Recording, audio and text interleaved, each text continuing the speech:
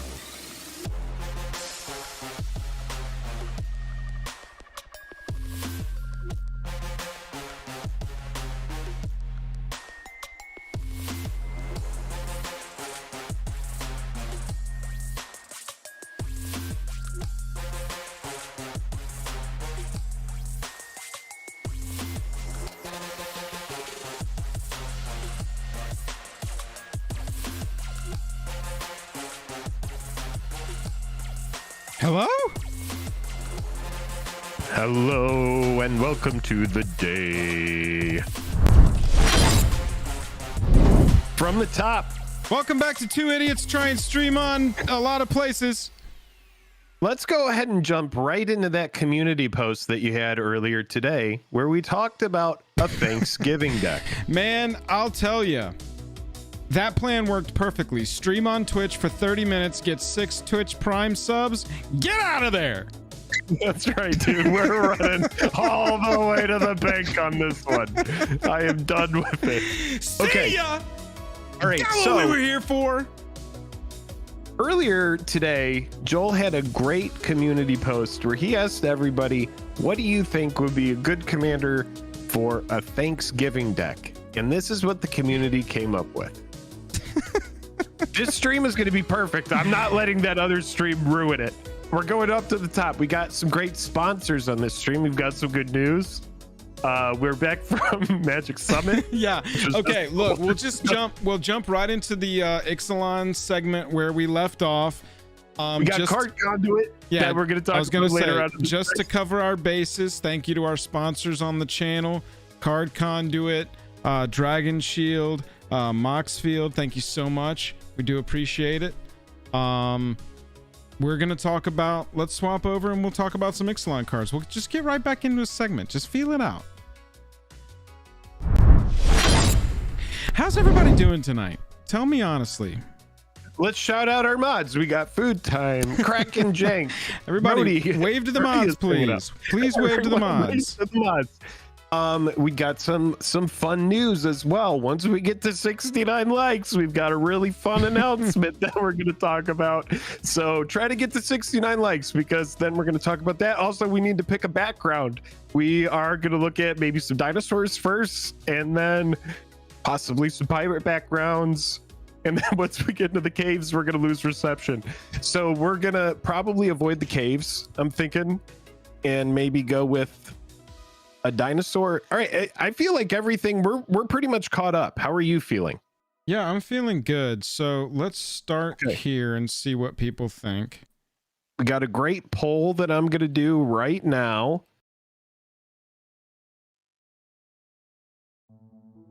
Let's put our cards up there so it's a little more understandable what's happening. All right, here we go, chat. We got a poll going. We got the dinosaur.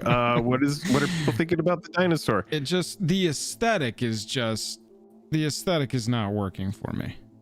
All right, so we got the poll going, Jakey Joe or no. We got the dinosaur thing. This is not working. Maybe we should look at some pirate stuff. Was there other dinosaur stuff we should look at? Oh yeah, vote no for Jake so he feels better. Chat, what do you think of this vibe? Does this vibe work? That's a little busy for me, just my opinion. Oh, I wonder if I do this. Let me just see what that looks like.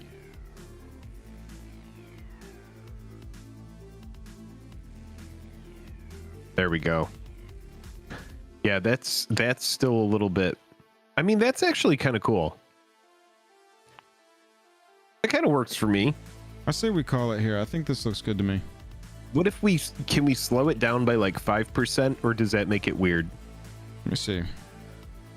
Might make it weird, but there's always the chance that it doesn't. 1, 2, 3, 4, 5. That doesn't look terrible. Yeah, that's fine. Pretty good frame rate. Okay, cool. Everybody, thank you so much for now that I've made it past my memeing. I had some fun memeing there that I got to do. Thank you for indulging me on the memeing, Joel. Chat, thank y'all for dealing with the technical difficulties there. I did a lot. If you were in Discord last night, you saw a lot of pings going through. I finally turned off the bot. I was like, I can just turn the bot off for 20 minutes while I do this. Trying to figure out the dual streaming thing. It'll get figured out. It is something we intend to do regularly, so bear with us on that. We appreciate everybody's patience. Jake, Odger Kaslam is first, and then our last card is Bloodletter of Aklazats. That sounds awesome. And we'll just go back and forth with these and pay attention to the top left corner. We got quite a few flip cards in this set. Your favorite thing. Oh, okay. Lots of flip cards. It's right. I know you love a good flip card. Well, what we do know is historically in the first Ixalan, we got great cards like Search for Escanta and cards like Primal Amulet. Right. That kind of stuff. So flip cards are just part of this set, and there's some good ones. That's what they do nowadays over there at WotC, is they make those flip cards. That is correct. And then we are going to talk about our time at Summit later on in the stream, possibly. Yeah. Or possibly next Yeah, week. we're going to talk about some Ixalan cards. We're going to talk about Warhammer a year later, and then we're going to go over some Summit reactions. So let's rock and roll on this. Yeah, pretty big. Yeah, well, we'll get into all the finance stuff later, but for now, we're going to talk about some of our favorite pickups for Commander from Lost Caverns of Ixalan. Yeah, everybody say hey to YouTube and chat. Make sure that people watching this after the fact know they could have been here live and swapped streams and went over to Twitch and come back and had a stream die. You know, all the fun stuff, right? All of the fun things. We are living in the power creep time. Let's talk about some very powerful Commander cards. We have got Ixalan Commander cards. We've gone through the main set, not the Commander set that is adjacent to the main set, but the main set. And we have pulled some of our favorite playables. Starting here with Odger Kaslam, Deepest Growth. Green 3 for a 6/5 trampling god. Says, whenever Odger deals combat damage to a player, reveal that many cards from the top of your library. You can put a creature card and or a land card from among them onto the battlefield. Put the rest on the bottom in a random order. And when it dies, you return to the battlefield tapped and transformed under its owner's control. That's right, you guessed it. It's a land called Temple of Cultivation. Taps for a green, and then this is what is critical about this one. Pay 3 and tap it, transform it back. Activate only if you control 10 or more permanents and only as a sorcery.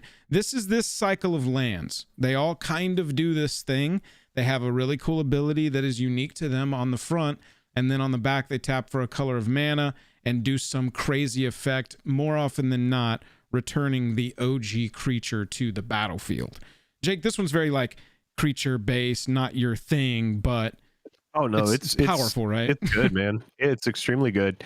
I mean, like the thing is I think, you know, a lot of people think I don't like creatures, and in Commander that's true because, you know, one of my favorite ways to play the game is limited, whether it's sealed or draft. And so, you know, obviously the limited player in me sees this card and I'm like, well, this card is fantastic, right? Right. Get this on front-loaded text.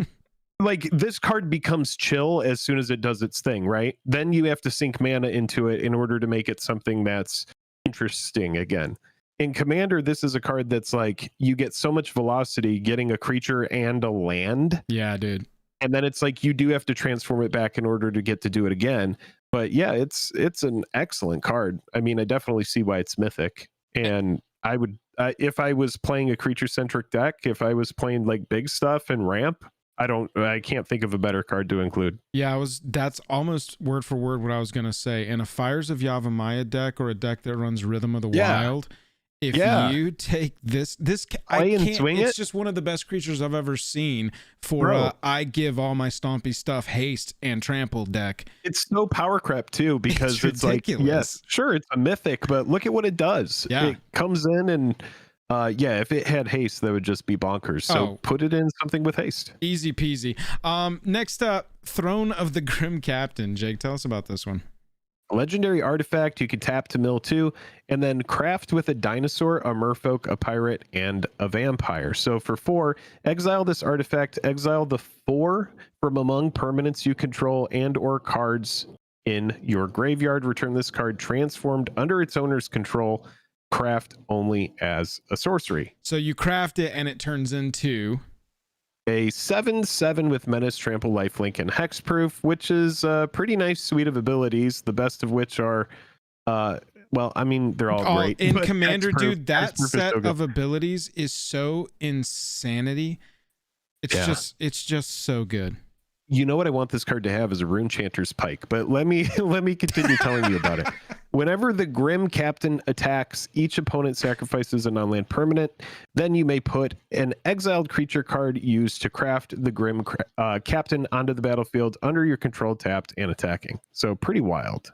Yeah, so this one is very interesting to me because it's got a black color identity because of the back of it, but on the front it's colorless.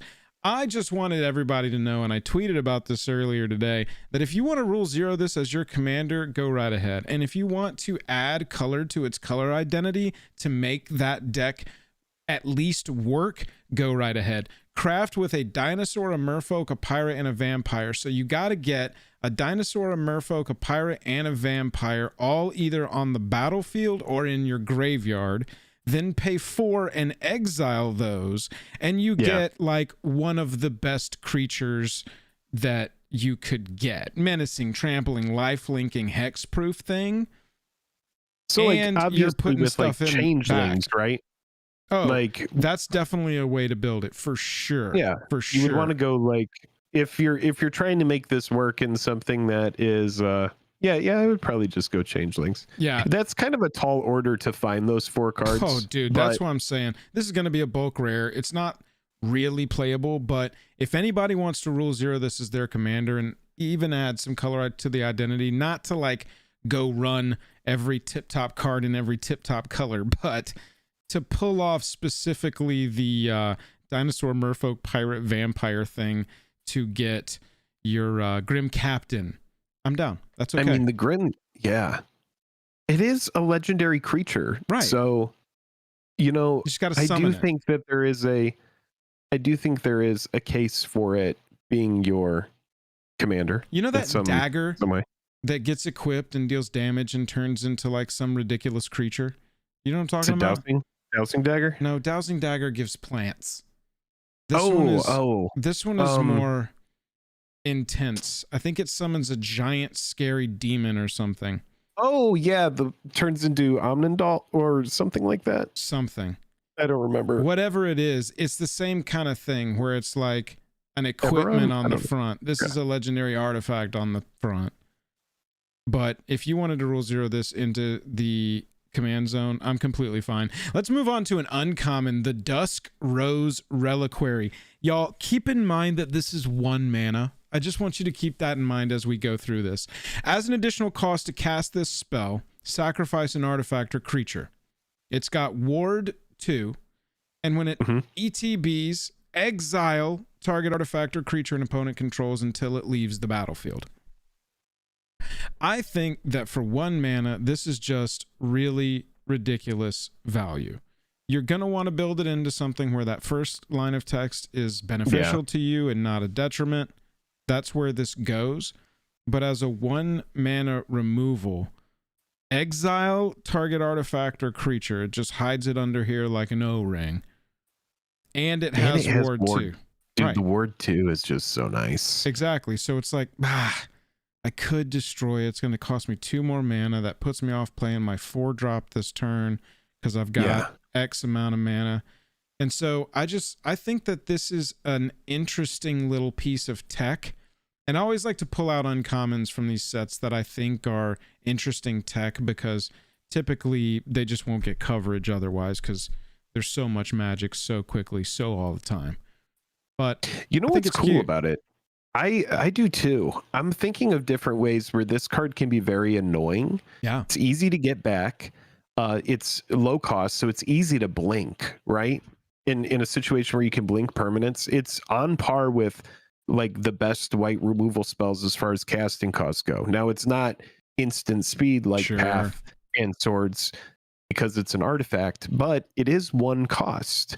So if you want to, like, in a way, tempo somebody and have a removal that you can, in theory, get back to your hand in some situations, or like I said, blink, then this could be a really good card for you. Right. Because take their in that case, take their Soul Ring out early and then blink it back and take out their big creature or something. Yeah, exactly. And the fact that it isn't like restrictive to with converted mana cost 3 or less, if it's like a creature, because typically a card with a low casting cost like this might have a restriction like that. This just says exile target creature, you know? So yeah, I think there's something good here. This seems like a strong card. Pretty interesting one. Next up, we have Starving Revenant, 2 black and 2 other for 4/4 Spirit Horror. And when Starving Revenant enters the battlefield, surveil 2. Then for each card you put on top of your library, you draw a card and you lose 3 life. And it has Descend 8. Whenever you draw a card, if there are 8 or more permanent cards in your graveyard, target opponent loses 1 life and you gain 1 life. So it has a big ability for later in the game, but it has some nice card draw on it, which is pretty cool. Descend is counting permanents. It's not like Threshold that counted everything. You specifically need permanents in the graveyard to get that 8 off. But late in the game, yeah, it's a drain that comes back. And you've got this Surveil 2 on a 4-drop that's going to let you potentially draw 2 cards. You got to drop some life off, but you know, and 6 is not nothing, especially for 2 cards.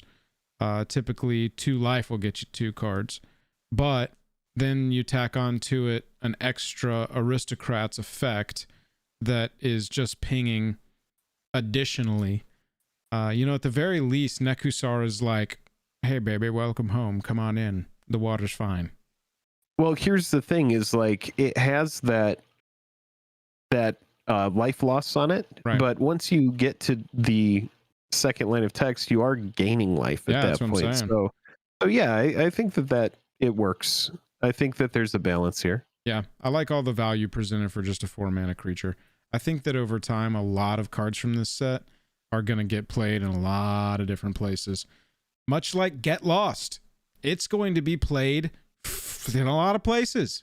2 mana, instant speed, destroy target creature, enchantment, or planeswalker. We do not care about the remainder of the text. Yeah. Additionally, it says its controller creates 2 map tokens, which are artifacts with pay 1, tap it, sack it. Target creature you control explores, activate at sorcery speed. 2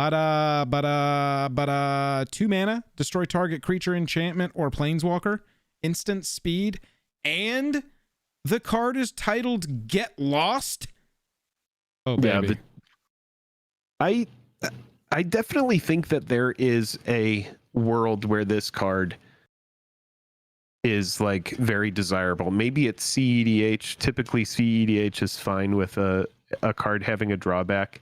In Commander, when you're in one of those games where really like the board state is super clogged, I don't see the drawback being that big of a deal. I don't see the drawback being that big of a deal in a lot of situations in Commander. Yeah, like let's say this as well. You know, what if they don't have a creature? Then it's just like a nothing. You know, it just sits there. Like, what if is it happens 1 after a board + 1 + 1 counter? Or none. And they just, I mean, it's like they don't even guarantee themselves a card. Clues guarantee a card draw. Treasures ramp them. I mean, dude, like the only thing that I could ask for more, I'd be like maybe 2 food tokens. But honestly, I feel like them gaining that life, I'm like, I'd rather them be able to explore whenever they want to. Who cares? Yeah. Go ahead. I mean, Lark says this is insane. Most decks don't even play creatures in older formats. So yeah, I mean, this is I definitely think that there's something very strong here. So yeah, people will be telling their opponents' creatures, enchantments, and planeswalkers to get lost. Would you like the card if it were white instead of 1 white, 1 other? Yeah, I would. But yeah, I don't evaluate pips correctly. I always get yelled at for being like, it's white, blue. We can do it. Yeah. Chat, do you think that this is good enough for CEDH? I feel like it's got a nice suite of abilities. The fact that it's got Planeswalker on there, I would like it even if it just said creature or enchantment. What was the one that's very similar to this that had Sorin in the art? Because that one was its controller investigates. And I don't think that it hit enchantments. I think it was just destroy target creature or planeswalker. Its controller investigates. And that card was seeing play. Fateful Absence. Thank you, Lillian. Right. I'm pretty sure Fateful Absence was seeing play. And so Strictly Better probably gets put in decks. I don't know. Yeah, enchantment is a big deal, dude. Enchantment is just so nice to have on there. Oh, no, like, Mirror, I'm talking Commander. I don't know CEDH. I'm not speaking to CEDH. Like, artifact aside, you know, most of the time if I'm using a disenchant, I feel like it's hitting, or like a disenchant type effect, it's probably hitting an enchantment. So having creature stapled on a disenchant is just stupid, right? It's very good. That's what I'm saying. I think it's really, really fun. Yeah, next up we have Scytheclaw Raptor, 1 red, 2 other for a 4/3 Dino. Whenever a player casts a spell, if it's not their turn, Scytheclaw Raptor deals 4 damage to them.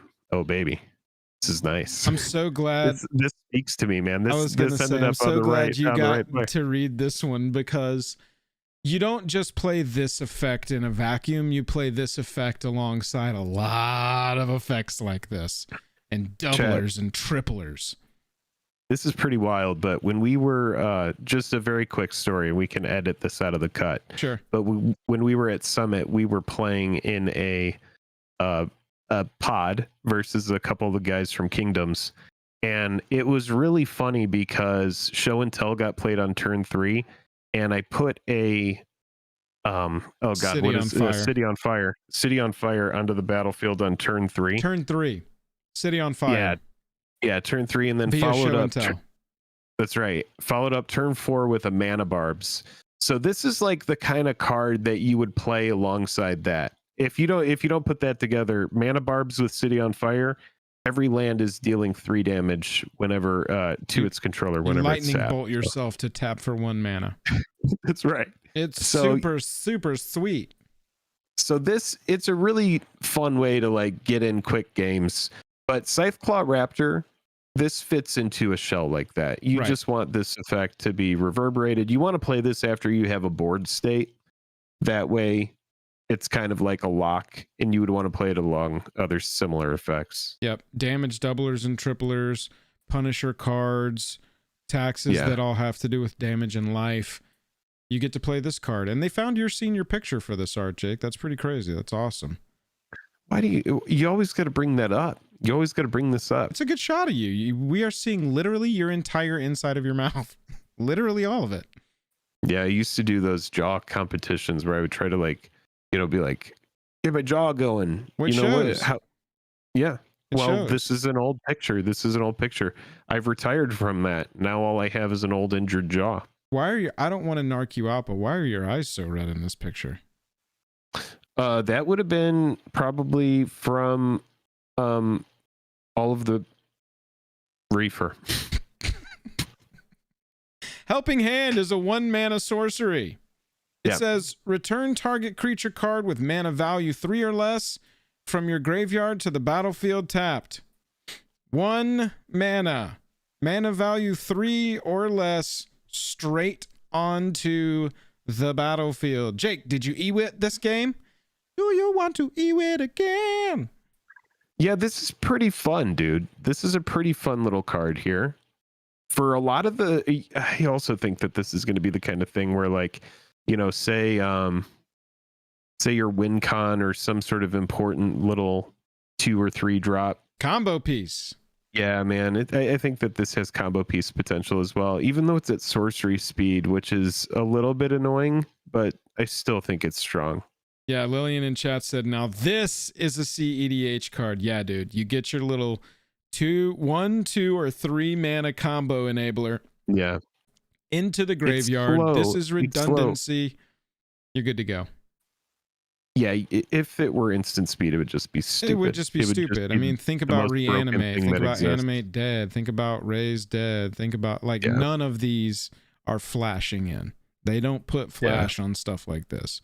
I think that you've got some flash of return in white, but it's like put in the graveyard this turn type of effects, Return them back, bring back, whatever that is.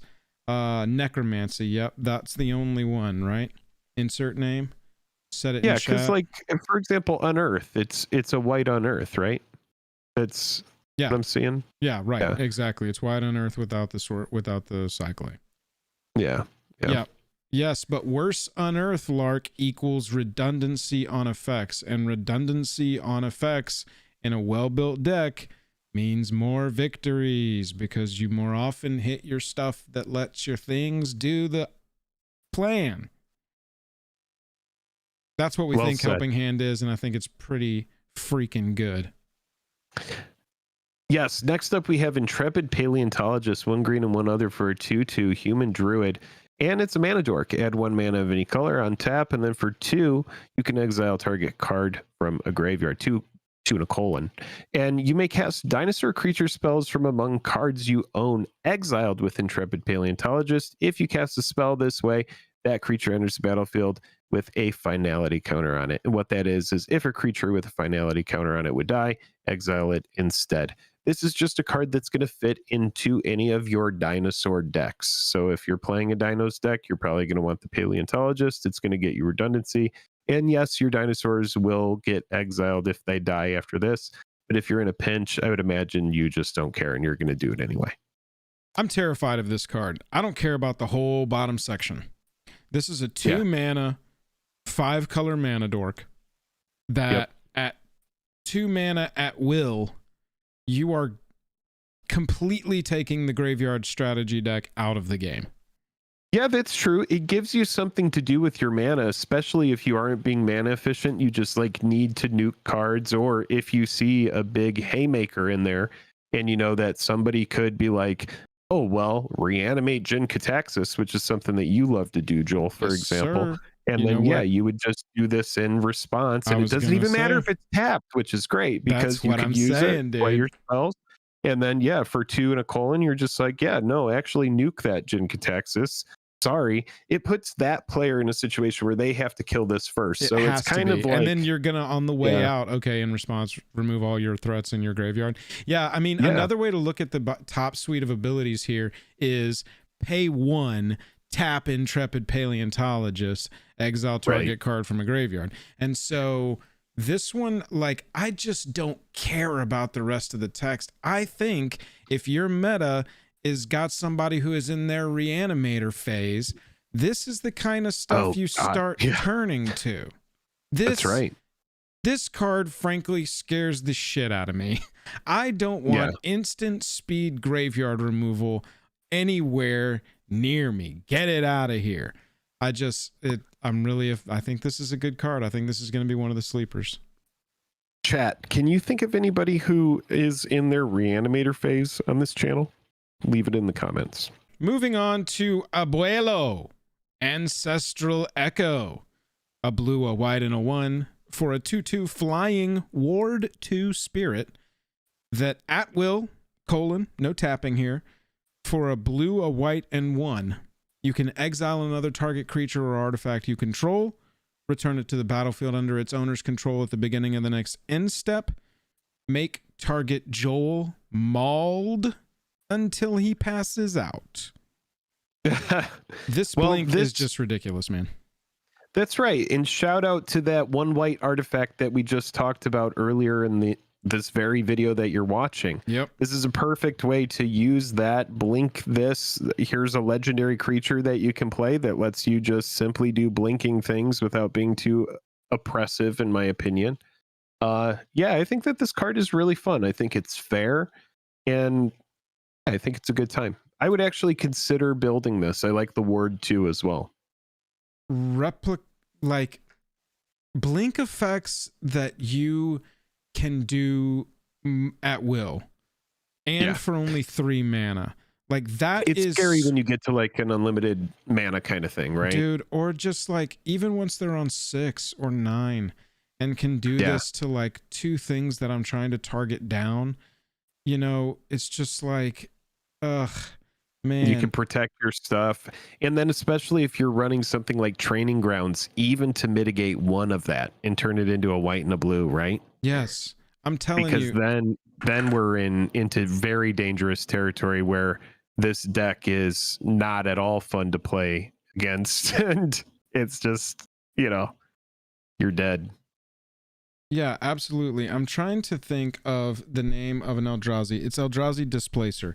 How much have people played Eldrazi Displacer? Because it is a 3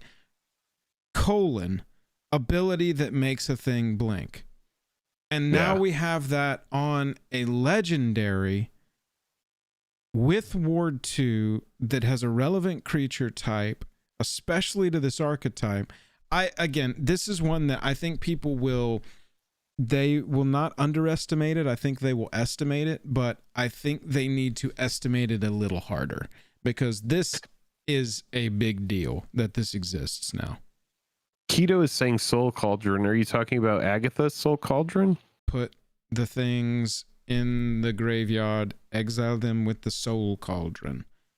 Get the abilities, do the things. Yeah, so Abuelo Ancestral Echo, I really think is probably... I would need to see it in action alongside... I've seen a lot of Brago decks. I would need to see a Abuelo deck in action, but Brago has to attack and connect, right? Doesn't Brago have to connect as well? Not that that's like the hardest thing. Yeah, it deals combat damage to the player. When Brago deals combat damage. Like, oh my God, Travis, that's a huge point. Dungeons are already broken. It's such a broken mechanic because it's just value. Yeah, all dude, of that Dungeons. mechanic is so represented by ETB stuff. Oh my God, dude. Yeah. This is got... Tyler said not even as a combo piece, just to protect things. Right. The utility of Blink is why I hate it so much. It is so strong, dude. It is so strong. Extra ETBs, protection, it's offense and it's defense. Abuelo's just good. Look, you're gonna hate playing against it, or you're gonna love playing it. That's gonna be pretty much your experience with Abuelo, the Echo that is Ancestral. You want to talk about a busted creature, Jake? Here you go. I'm gonna say Bartolome. Yeah, let's go with Bartolome del Presidio. Del Presidio, legendary creature, Vampire Knight. It's a 2/1. For 1 black and 1 white, and sacrifice another creature or artifact, put a 1/1 counter on this creature. So pretty big deal there. It just fits into any sort of aristocrats type build. It's just another piece. I feel like that deck is getting to a point where it's just like, where do we make cuts? It's like all the redundancy. Enchantress deck. Yeah, dude. The aristocrats deck and the Enchantress deck is pretty much just like solved at this point. It's what flavor of that you want to go. It's like, oh yeah, you got options within each. Yeah, exactly, dude. So this for me is just like, yeah, this is cool. It's generically good, and it looks like a whole bunch of cards that I've seen before, but it may fit into that deck. I think it immediately grabs a spot in that deck, in my opinion. Yeah, for the fact that it's an instant speed sack outlet with no limitation. Back in my day, you had to pull a card with the word alter on it to be able to sack creatures at instant speed and take advantage of all of your little tokens on the battlefield when the opponent goes to board wipe. But Bartolome is here to be like, feed me, Seymour. Exactly. It's like a strictly worse Viscera Seer, but if you need more Viscera Seer effects, then here's another one, right? Get it, baby. And if it's not a board wipe you're responding to, Bartolome gets big and gives a threat. Then you can start taking counters off via other cards, doing extra damage. It gets silly fast. Instant speed, uncommon, sack outlet, really, really something I'm a fan of. Molten Collapse, Jake. Let's take Dreadbore and add more words. A red, a black, and a sorcery speed. Choose one card. It says if you descended this turn, you may choose both instead. And descended means you put a permanent card into your graveyard from anywhere. You have descended if a permanent card was put into your graveyard from anywhere.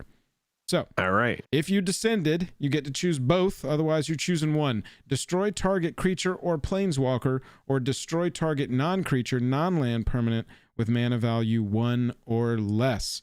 Y'all, there are a lot of targets that are mana value 1 or less that aren't creatures or lands that this eats. Every of the best mana rocks. All of your... some of your worst enchantments that are just going to get ridiculous.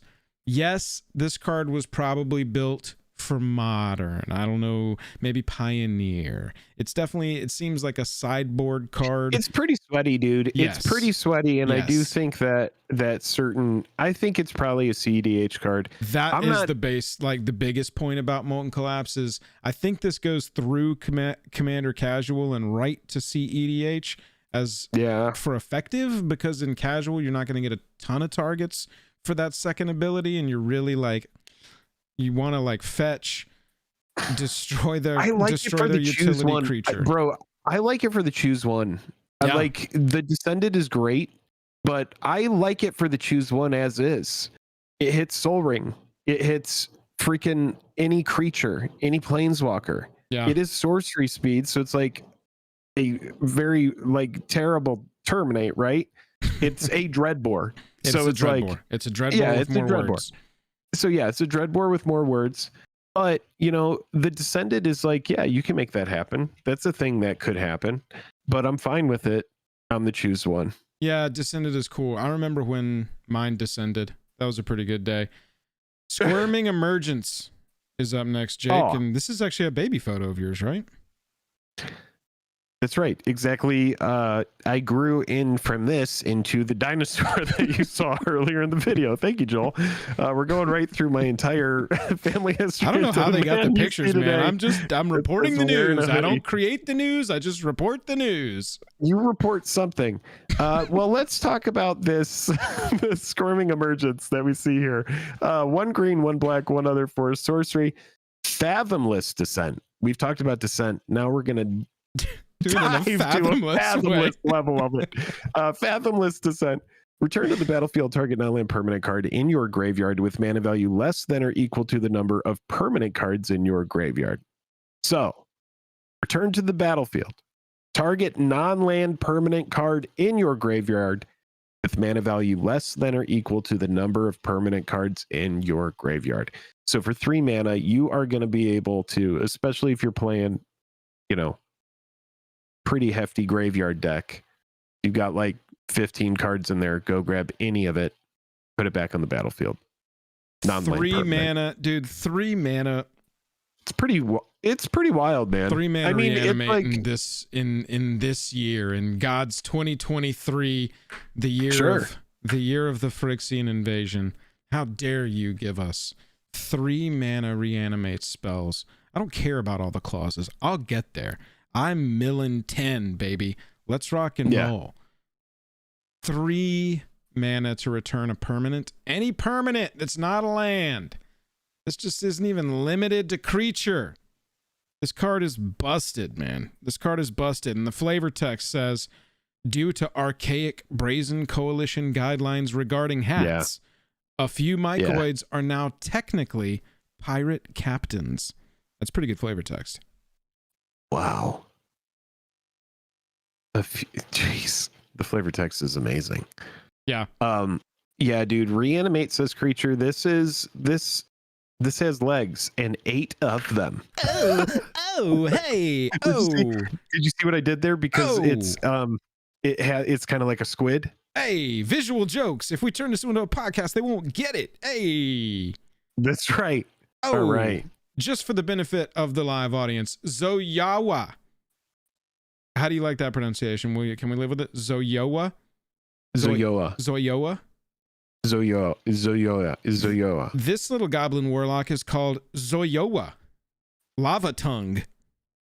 Red, black, 2/2. Death Touch. At the beginning of your end step, if they descended this turn, each opponent may discard a card or sacrifice a permanent. Zoyoa Lava Tongue deals 3 damage to each opponent who didn't. So Zoyoa sits on the sidelines, blocks for you perfectly with that Death Touch, and gives you value immediately on the turn you play it. As long as you had a permanent card enter your graveyard from anywhere, each opponent must discard a card or sack a permanent. We're hoping we're not playing token decks when we slam Zoyoa onto the battlefield, but then starts lightning bolt people in the face. This is an interesting one. This is the kind of thing where if I'm building this, I'm probably putting damage amplification into it, like we've already talked about. Fiery Emancipation, City on Fire. There's tons of effects that are just like that, because if we are dealing 3 damage to each opponent who didn't, we want to get the most out of that damage. This, as a commander, is kind of low to the ground. Where do you see this really thriving, Joel? Do you see this in more of like the 99 of a deck, or as a commander itself? I think this is a 99 card in Punisher strategies that use treasure tokens. Now answer me this. I'm looking at how this is worded. You descended if a permanent card was put into your graveyard from anywhere. Is that written like that just to make sure that it includes like mill? Or is it written that way to say that tokens aren't going to count for this. I don't believe I've seen this wording on here before, a permanent card. Typically you just see, like in the first part of the text box, each opponent may discard a card or sacrifice a permanent. And so I'm because the token goes to the yard though, right? Right, that's what I'm saying. And so but I'm not sure if permanent card is a rules thing. So I'm pretty sure that that's not going to count. So maybe treasure decks aren't going to be where this goes. Maybe just straight up mill deck, reanimator decks. But anything, I think it's a 99. Buzz is saying tokens are not cards. Okay, so there you go. Yeah, I think that we just need to make sure that this is in the 99 of one that's already going to be doing things like this and punishing opponents further. Honestly, it was just so interesting to me how many Karavik adjacent cards are in this set for you to maybe they're trying to speed up Commander a little bit. Yeah. Get people playing cards that deal damage. They're like, we have too many board states that end up just being a bunch of creatures getting clogged on the battlefield. They're like, yeah. Chimil, the Inner Sun, for 6, you get a legendary artifact. This is a mythic. Spells you control can't be countered. Let's go. Sad blue players everywhere. At the beginning of your end step, discover 5. Exile cards from the top of your library until you exile a non-land card with mana value 5 or less. Cast it without paying its mana cost, or put it into your hand. Put the rest on the bottom in a random order. This card is just strictly gas. It's just nutty. Bro, you get... Okay, so Discover just absolutely blows my mind. They were like, y'all, I don't think Cascade is good enough. What if we made it so that the blanks were also good? So that the literal only downside of Cascade is now eliminated. I hate when Cascade players don't get a Cascade into something good. Aw, Cascade player. Aw. Yeah, it does kind of feel like that, right? And so we made better Cascade. Pretty busted. Even though it's a 6 cost, when you're getting to 6, that's a pretty big deal. You need that to be an impactful. But it's immediately saying no more counter spells for you. And at the end step, you don't have to wait until you upkeep and give everybody full opportunity to destroy this thing. Sure. They got to be packing instant speed removal for artifacts, and they got to have the mana to have it ready to roll. Yeah. Or you're discovering static ability on it is really nice. That spells you control can't be countered is just very, very nice. Right. And Kito's point, cheat this bitch out. Exactly. Yeah. It's a big 6 mana legendary artifact. It's not meant to be cast for 6. It's meant to be like cheated onto the battlefield from the graveyard. Right. Get it on turn 4. Yeah. Shamil the Inner Sun, I think, is going to be interesting to play with. I'm wondering, though, and I'm thinking that Caged Sun is going to be the one that stands the test of time more so. But we'll see. Tell us about this meme. The Millennium Calendar is on this list because the bottom of it says each opponent loses 1,000 life. I'm done analyzing this card. No, it's a 1 mana legendary artifact that says whenever you untap 1 or more permanents during your untap step, put that many time counters on the Millennium Calendar. 2, tap it, double the number of time counters on the Millennium Calendar. So that's just an activated ability. Pay 2, tap it, double the number of time counters on the Millennium Calendar. Then, final text here. When there are 1,000 or more time counters on the Millennium Calendar, sack it, and each opponent loses 1,000 life. I love... This is so good in Two-Headed Giant, dude. Oh, dude, and Two-Headed Giant's pretty sick. But look, that would make them lose 2,000 life. You're definitely securing the bag on that one, pal. That's right. Look, this is really interesting. I don't think that it's going to be quite as difficult as it sounds to get the 1,000 counters on there with the pay to tap it. I mean, think. You only got to get 500 on there. Laney, Laney says it. Who wants to do the math? And I'll say this. How much mana would we have to pay if we do no proliferation and we are just trying to double from the beginning of the game to the end? How much mana is it going to cost? For the benefit only of our visual friends here, let me turn this off. Is this going to work? 10 activations. Here we go. I got a calculator right here in the middle of the video. We're turning off the other stuff and we're doing the math. So how many activations? We got 1 times 2 equals 2 times 2, 4 times 2, 6. How many have we been on? That's 3. So that's 8. That's 8. How many times have we activated this? I don't know. It's impossible to know. Once more, Tell me when we activate, and I'll do a tally mark. Do the numbers, and then instead of saying equals, say activate. Okay. Tell me. All right. Do it like that. Are you ready? Okay, we have 1 counter on it. Yeah. Times 2, activate. Now we have 2. Okay. Times 2, activate. Here we go. Good. Activate. Keep it going. Activate. Okay. Activate. Activate. Activate. Activate. Activate. We're done. We're at 1,024 counters. It was 10, dude. Chat knew before us. 10. But you know what? We We had to do the science ourselves. That is how we Now, do here's the science thing. around here, by ourselves. Oh my goodness! Wow, 10 that was really, really activations. tough.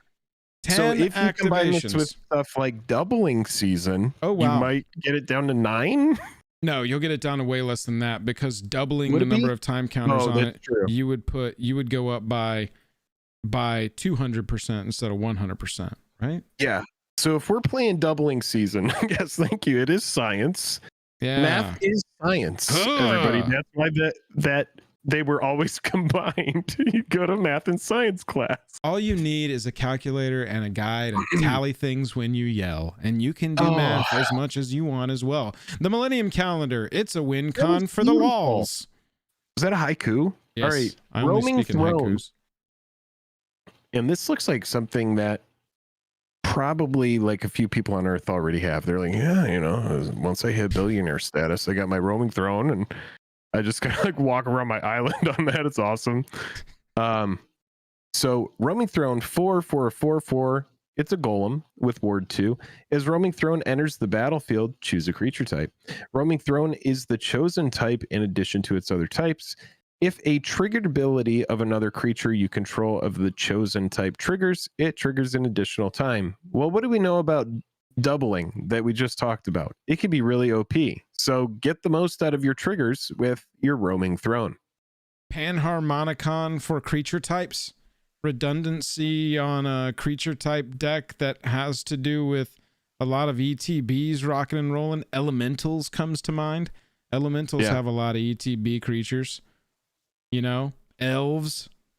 I really think that... Yeah, you know, it's pretty fun. You know, just thinking about how a lot of the time when you get... I didn't mean to cut you off, but I just want to get this out before I forget it. But when you think about it, you know, you have all of these different creature types that typically, you know, you get something that like buffs them. You get an anthem for them. This is a fun card that's different from that, right? We have a card that's just like, okay, here's something for triggered abilities that also fits into, you know, creature type decks. You've got to look, Chris. I like Panromanicon a lot, but Throne already ends with the N. You're right there. It's a Panthronomicon. It's like it's right there. Panthronomicon. Yeah, you're right. It is Romanomicon. You could do both parts of Roman and just drop the G. Speak like me down here in the South. Romanicon. Or go with me here. Pan. Oh, he's got to write it down, folks. You know it's going to be serious if he's got to write it down. Throne. This is Jake's version of sounding it out. Panthrone harmonica. Even. Okay, we're moving on after that one. Are you sure? Did you see Tarian's Soul Cleaver, everybody? It's a 1 mana artifact that can be destroyed by that new removal we looked at earlier.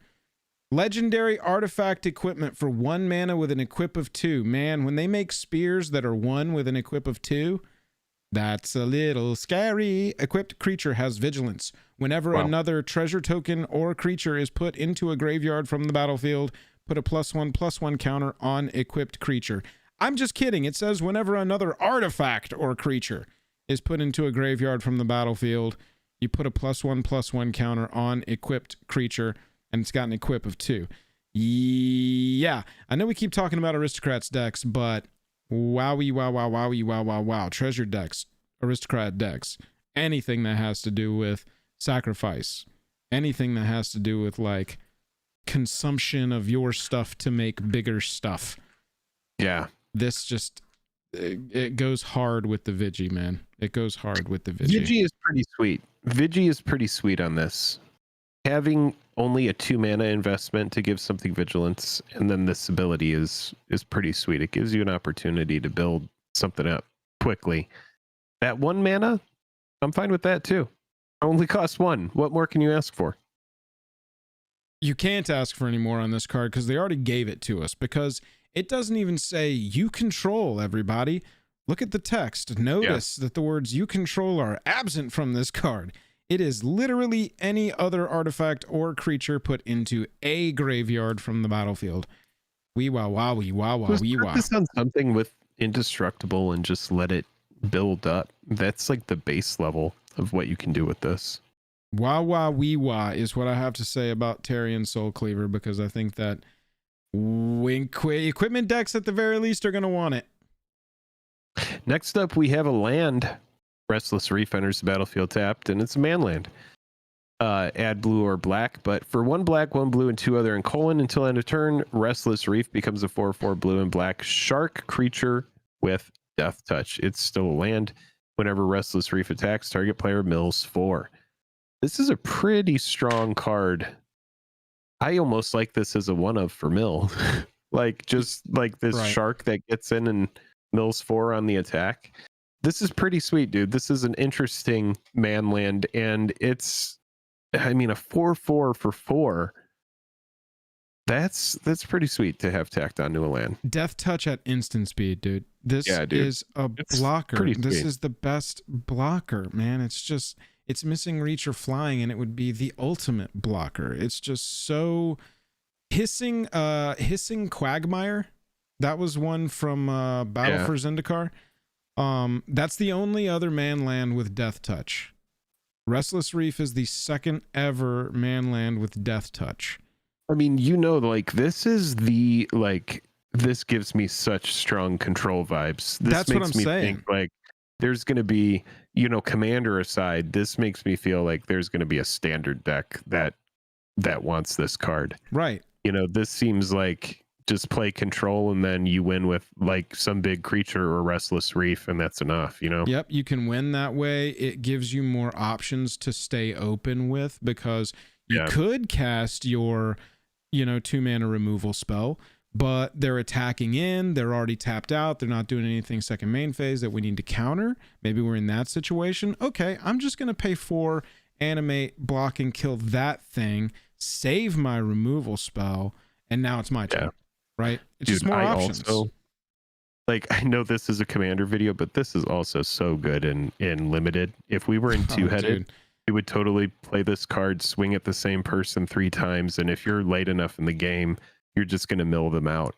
So, I mean, this card is good in a lot of different ways. It's just a good card. I like it. I think it's cool. Check out the other manlands too. They all have their like places, I believe. A few of them at least have homes. I just liked this one in Commander because it's a Death Toucher, and people are gonna forget, and maybe they've already used their takesy backsy for the game, and they declared attacks at you, and you're like, the trample's gonna get me a little lower, but I'm Death Touching here, so you know it is what it is. Add what's going on with all of your lands over there into your vernacular, and just make that something that you ask all the time. What lands do you have over there that do stuff?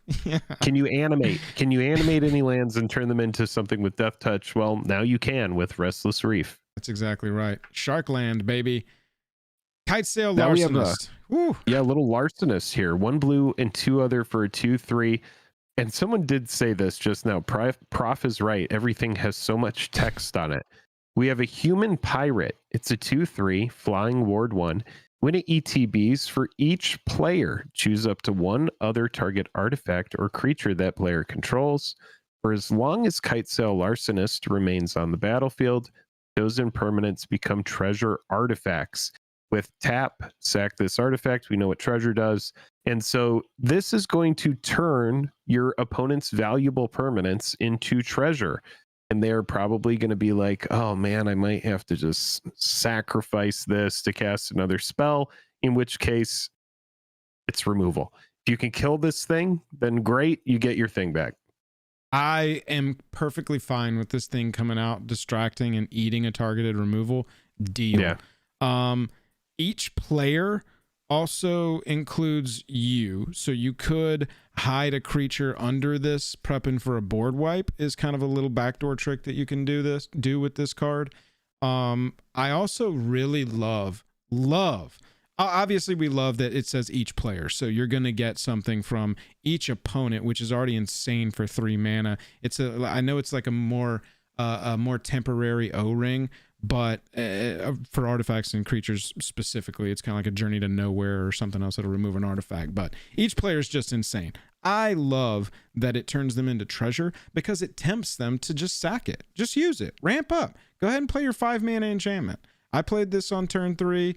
You're getting an extra mana. You drop a mana on your turn. Boom. Drop your 5 mana enchantment. Go ahead. Sacrifice that thing that I took from you. I'm ramping you. Let's look at it that way. That's what I'm doing. I'm just helping you ramp. That would be like the trolley thing you say when you drop it. Yeah, it's just all around. This card is insane to me in Commander. Remove up to 4 things from the battlefield if you want to include yourself. Remove 1 thing from each opponent. I mean, yeah, it's interesting that it doesn't say exile. It just says becomes. Yeah, it just becomes a treasure. Become treasure artifacts. Right. So you don't exile those things. No. So it's like they don't leave the battlefield and re-enter the battlefield. Is that correct? So if you do remove the Larcenist, they're just no longer that thing. Right. You don't get the ETBs back. Okay. Correct. So there is no like stack a beefy ETB under this thing and protect for yourself, and then when it gets removed, you're getting a big effect. That's not going to be part of this. Yeah. I really, really like this card. But it is still really good removal, and people are going to want to remove it. And it has Ward 1, which is really nice because that's just pesky. Did we not rank the shark on the tier list? Well, the shark is brand new. It's that tier list goes forever. We can't see the future. We are cool, but we cannot see the future. You know what we're going to have to do, though? Each year, we're going to have to update the sharks tier list. Oh, I can't wait. That's probably going to be some top tier content. Worst superpower ever. Oh, yeah. I can see into the future. Oh, that is tight, dude. I can only see if Wizards is printing another shark card.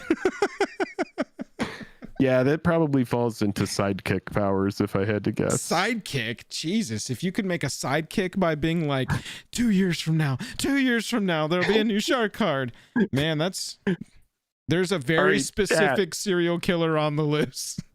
Instead of finishing this video, chat, help us figure out how we monetize having the ability to know when a new shark card is coming out. Like, what is our best course of like making that really this is like the Back to the Future question? Would you get the sports almanac? What would you do? Bet on, invest? How would we possibly make money if we had the power to know when Wizards was going to print new shark cards? Yeah, dude, we have to figure something out. There's got to be like gotta be a way to make money off of this. I gotta figure out a way to make money off this. It's simply too good. I got something at least. It's simply too good. I have something at least that I can use. Figure out a way to make money off of this. Oh man, we have this damn ability. Jackie Joe, you reading the future for shark cards again? Oh no, Jesse James.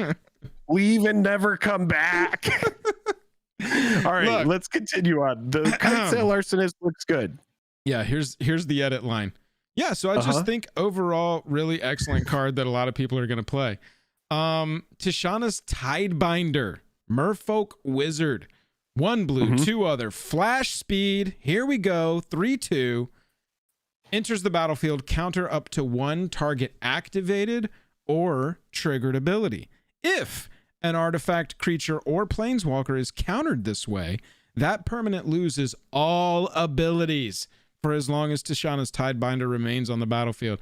I don't know about y'all, but if you've ever been blown out by a trick bind, because you sacked a bunch of stuff to do the thing and the thing got countered or some stuff like that.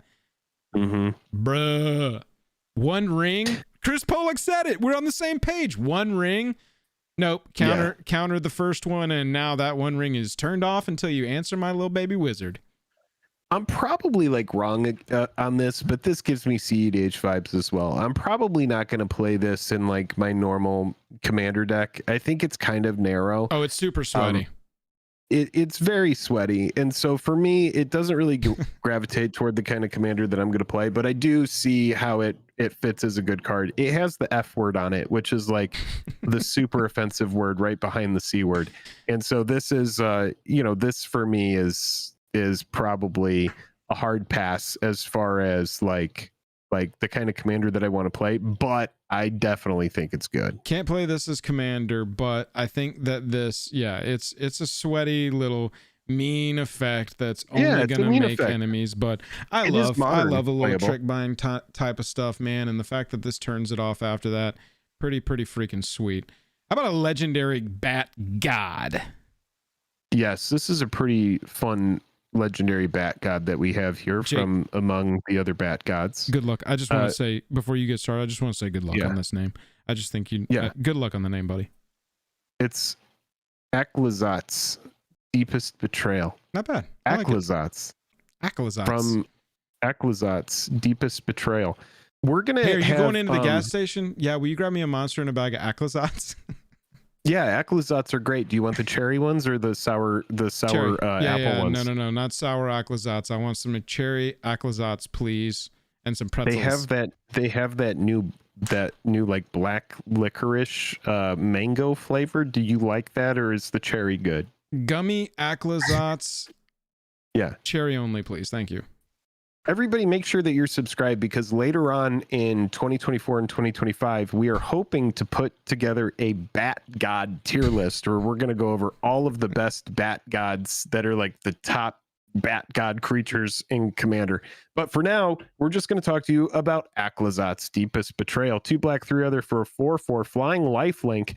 Whenever Aclazot's attacks, each opponent discards a card. For each opponent who can't, you draw a card. I like drawing cards. Whenever an opponent discards a land card, create a 1/1 black bat creature token with flying. When Aclazot's dies, return it to the battlefield tapped and transformed under its owner's control. What does it turn into? I hope it's a lot of text. Temple of the Dead. Oh yeah, this is that card. So it taps for black, or you can pay black and 2 for transform this card and activate only as a sorcery. Activate only if a player has 1 or fewer cards in hand. So yeah, pretty strong. You get that card back and then you get to play it again. It starts off as something really big, becomes something kind of tame, then you have to flip it back to get the value engine going again. Yeah, I love this take on the god creature type in MTG. We've seen it as like indestructible. We've seen it as returns to your hand. We've seen it as returns to the battlefield. Now we've got turns into a land, then returns to the battlefield. That's great. I love this card a lot. Flying lifelink, Excelente, attacks, trigger. I mean, I know that people give attack triggers a lot of crap, but how many times playing Commander games this last weekend, Jake, did you hear me playing whatever creature-based deck I was playing, and I'm like, all right, go to attacks, attack here, here, and here. Before blocks, we got some attack triggers to resolve. It just happens. Everybody goes, yeah, easy to remove, but how often is the board just clogged up and nobody can draw a targeted removal? Nobody can draw a board wipe. It happens. That happens all the time. It makes me want to run like 20 removal spells. You love removal spells and card draw, so it makes sense. And then it gives you value for discards. Creating 1/1 flyers, pretty sweet. And then the return. It's just such a little pesky creature. It's just going to keep going. I think that playing this in a discard deck, this is going to be one of the probably least played ones because it's just really brutal, especially the archetypes that it would be built into, which is just like tinybones.deck, put Aclazot's in it. We got more discard stuff. We're making them discard. We're getting value off of it. Put it in Turgrid. Yep, I see it in chat. Matthias says put it in Turgrid. It's just going to go alongside other brutal cards, and so I think this will be a mean one. but it might not be the most played as a result of that. But speaking of everybody's favorite lozenge when you've got a sore throat, Bloodletter of Aclazotz, black 1 for a 2/4 flying vampire demon. If an opponent would lose life during your turn, they lose twice that much life instead. This is an enchantment, y'all. I want it to be anyway. It may be just a creature, but we're going to play this as an enchantment. Last weekend, buddy of ours, Travis, was talking about these AoE decks that he's been putting together. And I gotta tell you, any of this wound reflection type stuff, there's a few archetypes that want it, and they want cards like this big time. And they want this actually, I would consider putting this in Karavik as well, because damage is life loss. So this for me is fine. I would actually be fine if this just said defender. Like, I don't even care. Like, it could just be a 2/4 defender creature enchantment style card. Yeah, it's just a wound reflection on a stick. Yeah, so it's pretty sweet. For your turn. Pretty sweet. Just to clarify, I saw this note in chat, and it's right. It's only on your turn. If an opponent will lose life during your turn. Oh, well, that's okay. Yeah, so we could still work with it. We could still tamer, work with it. But right, these decks still want this redundancy of effects. This actually, that's pretty important. This to me then more comes into an aristocrats kind of zone where you're draining. I think that's probably where this wants to live, is just be part of the drain and make it that much more impactful. I do think that there's times in like Punisher where this is going to be fine, but I kind of like on Punisher where, it's like everything that things happens are happening. Yeah, everything is happening all over the place. Yeah. All over the place. Still a strong card. Still a strong card. Chat, people watching on YouTube after the fact, those are our picks for our favorite commander cards from Lost Caverns of Ixalan. Let us know in the comments, if you're watching this after the fact, why you weren't here live and what card we missed that you really like for commander from Lost Caverns of Ixalan. That's right. Thank you so much for hanging out, and we will see you in the future on the Flippity. See you later, Warehouse. Live, we're not going anywhere. We were just saying bye to the people watching after the fact. Don't leave. All right. Don't leave. All right. We are going to talk next about Warhammer 40k.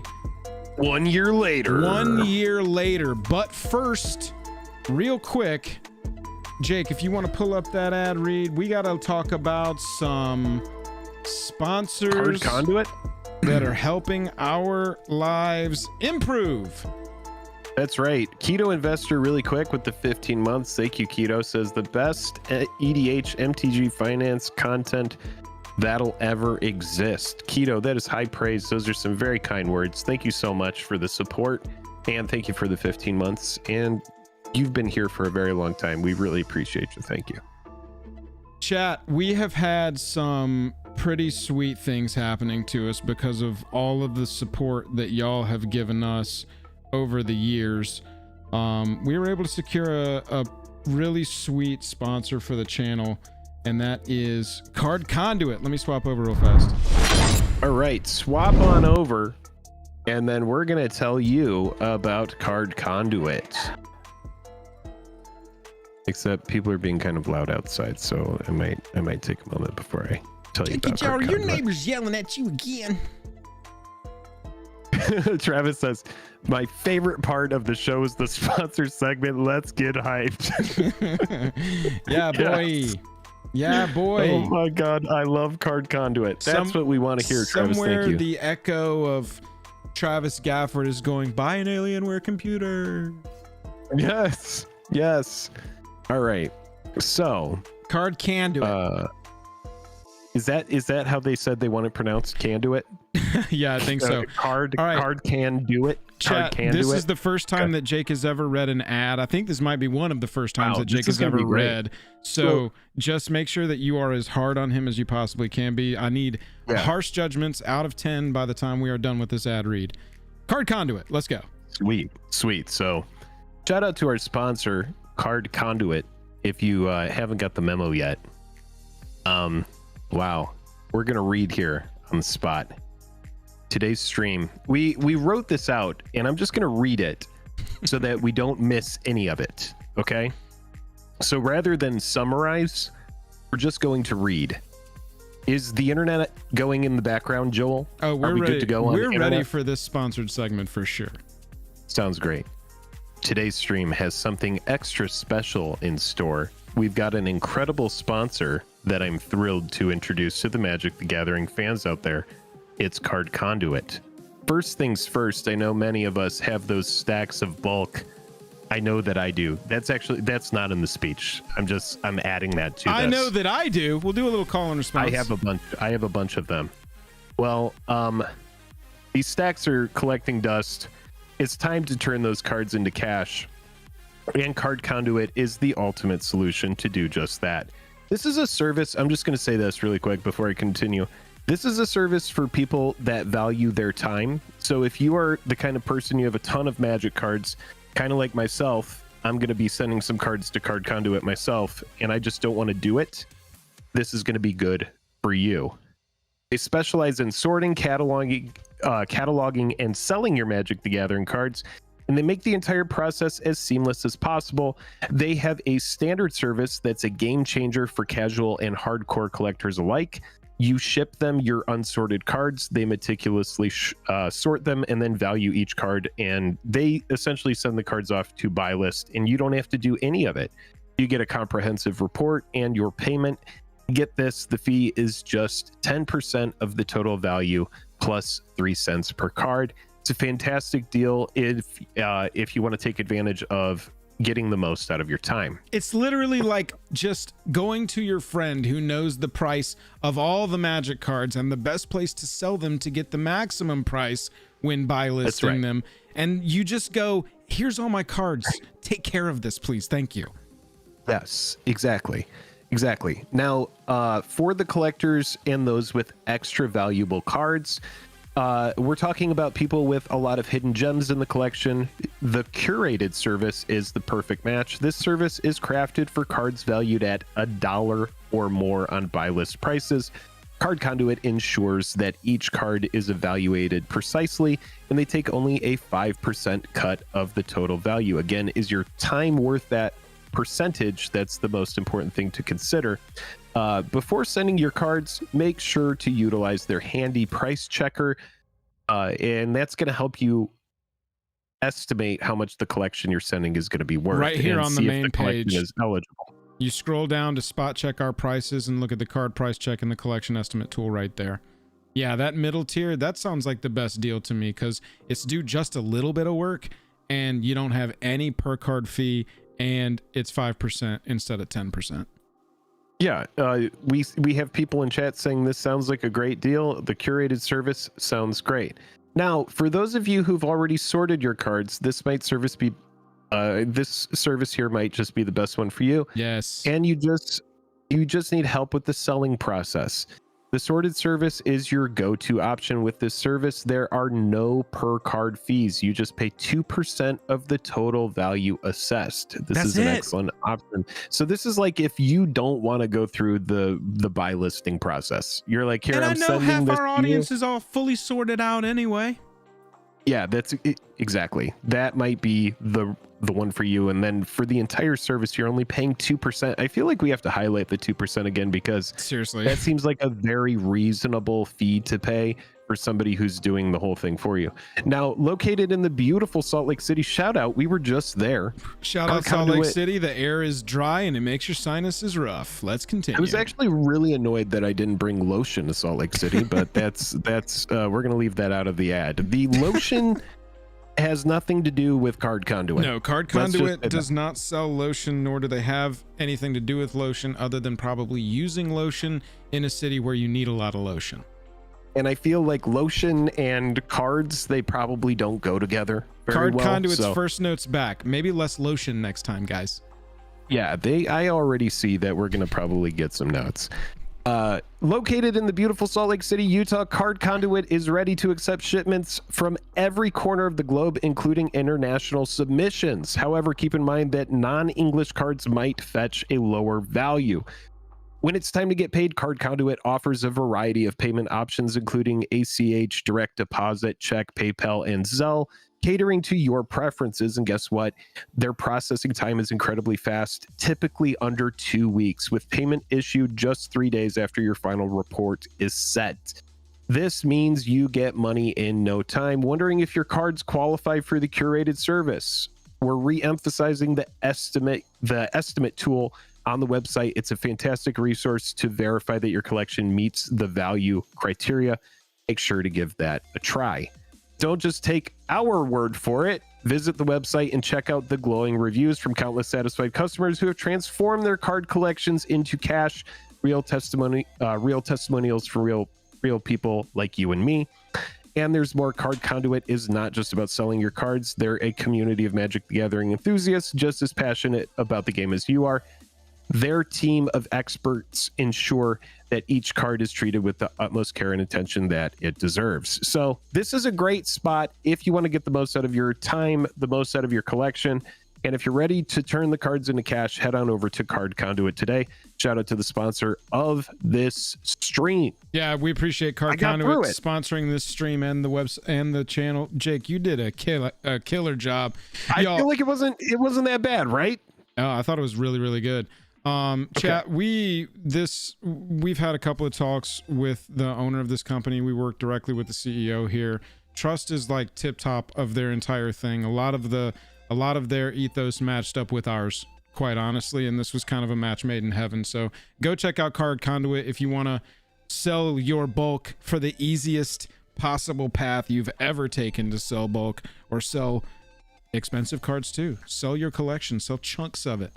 Go to Card Conduit to do it. If you're more tedious, if you're the kind of person who's like, I enjoy doing my buy listing, that's fair. But there might be some people that are just like sitting with tons of cards like me, where I'm like very excited to be like, you know what, I'm going to send some orders over here. We're going to make some videos out of it. It's going to be a whole thing. It's going to be a fun time. Yeah, we can't wait to review the whole service fully top to bottom and really make a couple fun videos out of it. So thank you to Card Conduit for sponsoring community. You will see them around the community a while. So let's get over there and test their services.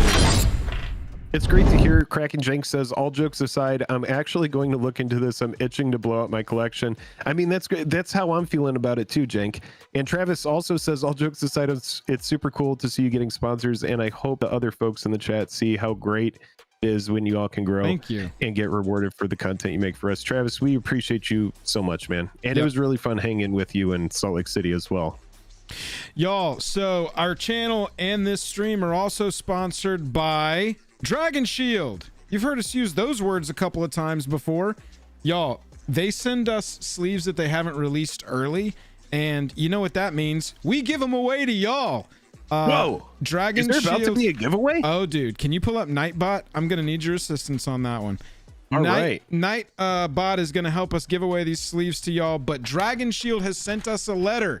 Hear ye, news from the Dragon's Forge has arrived. In a belch of forceful flames, the great portal was cast open, and a heap untouched treasure was set free into the world. Oh, okay. Snacking claws are coming to town. Step nearer, dear friend of Dragon Shield, and behold, let me focus correctly. Behold, the new Christmas Sleeves collection featuring a horde of unruly draconic helpers. Just in time for the season of giving, this collection includes brushed art sleeves, as well as a stunning playmat with a silky smooth surface, perfect for long game nights before the Yuletide log. That's right. Oh. Is that a euphemism for taking a dump? A Yuletide log? I believe it is just putting a log on the fire, man. I think it's just having a log on the fire. Oh, I thought it was like a hefty Christmas dinner. Never mind. Both are available for curious collectors now. So, chat, one of 3 winners tonight will be going home with the 2023 Christmas sleeves, which features Santa getting absolutely just marauded by a small group of dragonlings. So wait, like we're probably like in this frame 60 seconds before Santa is eviscerated across the snow on the roof. Santa's gonna get eaten, I'm telling you. One of the worst ways to die is get eaten by something. And old Chris Kringle's about to meet his end. Let's talk about the signature series Victor Adame, because this is absolutely insane. When I saw these, I was like, damn, I don't want to give these away. I want them. Oh, those are sweet. More follows. Dragon Shield, if you're watching this, send us some more of those because we want to keep a couple of them. I want some of these Victor Adame. Don't make us go buy those, man. Yeah, seriously. Signature series Victor Adame. More follows because the mighty Forge Masters collaborated with the famous MTG artist Victor Adame on a completely unique piece of artwork for the Dragon Shield art sleeves. It is the first in a signature series of original artwork in which the artist creates a dragon with their very own unique artistic expression. Victor Adame's oil painting is called the Adamir. This artwork is printed directly onto the sleeves with a technique that keeps the sleeves from splitting. These will be on sale on the website dragonshield.com from November 17th. They're not even released yet. Bro, cancel the stream right now because I just want... Hold on. No one here that's watching this is going to remember. Just cancel the stream right now and then send those to me. I would like those. Okay. I will do that. Is that possible? Turning off the stream. Stop the stream right now? I do have to finish this sponsored segment. Then we can turn it off and run away. We won't do the giveaway. Okay, that sounds good. All right, good. Y'all, these are the Player's Choice 2023 sleeves. They're called Aurora. Look at that color. Oh, baby. If you like some mint, Jake and Joe, you doing some mint sleeves again? These are like perfect an for you. aqua kind of like that's nice. The treasures from the Forge continue. Fans of the Forge have joined together to select the Player's Choice color for the year 2023, Aurora. From artists among their own ranks, the Dragon Shield community selected 2 artworks to adorn the Player's Choice matte sleeve boxes. Ooh, let's go. We are proud to present the Aurora sleeves to all who helped make them a reality. They are available for purchase on dragonshield.com from November 17th. Y'all, yeah, this color is dope. Can we see the other side of the box? Okay, so these are the matte or no, the other textured, matte textured back. I like these. I like these a lot. I've really enjoyed the textured back. That's like a lot of the time when you get brand new sleeves, they get very slippery. The textured back gets rid of that a little bit. They're still a little bit slippery like any brand new sleeves, but you get past it a lot faster. These are really nice. Yep. So we have laid before you samplings of their latest treasures. Some are so freshly forged that you may find them still warm to the touch. We hope you find yourself drawn to new adventures with each deck and happy playing. Jake, let's give away some Dragon Shields. Wait, we're not going to accidentally cancel the stream and keep the sleeves for ourselves? Okay, everybody. Thanks for watching. We're going to go this has been a great night, everybody. I'm getting a weird storm outside. Let's go ahead and get back to that Dragon Shield giveaway next week. How does that sound? Pretty good? And then you'll be saved. And then you'll be saved. Am I frozen on the screen? Or please don't call again. I feel like, hold on, I think I'm frozen. What have you got for a hashtag, chat? We need a good hashtag for this giveaway, and we're gonna pick 3 winners from 1 hashtag. All right, here, I got Nightbot pulled up right here, so JAJAM. If it's what are we thinking? If it's not hashtag Jakey Joe, I'm going home. Oh, I'm just gonna put this in and then go to bed. All right, here we go. Hashtag Jakey Joe. Y'all don't type it yet. He's gonna put it in the chat. Exactly what you need to type. Go ahead and type in hashtag Jakey Joe. There we go. Hashtag Jakey Joe. Words. These are my least favorite words that have ever existed. Jakey Joe, you're giving away some sponsored sleeves again. Hold on, is it even working?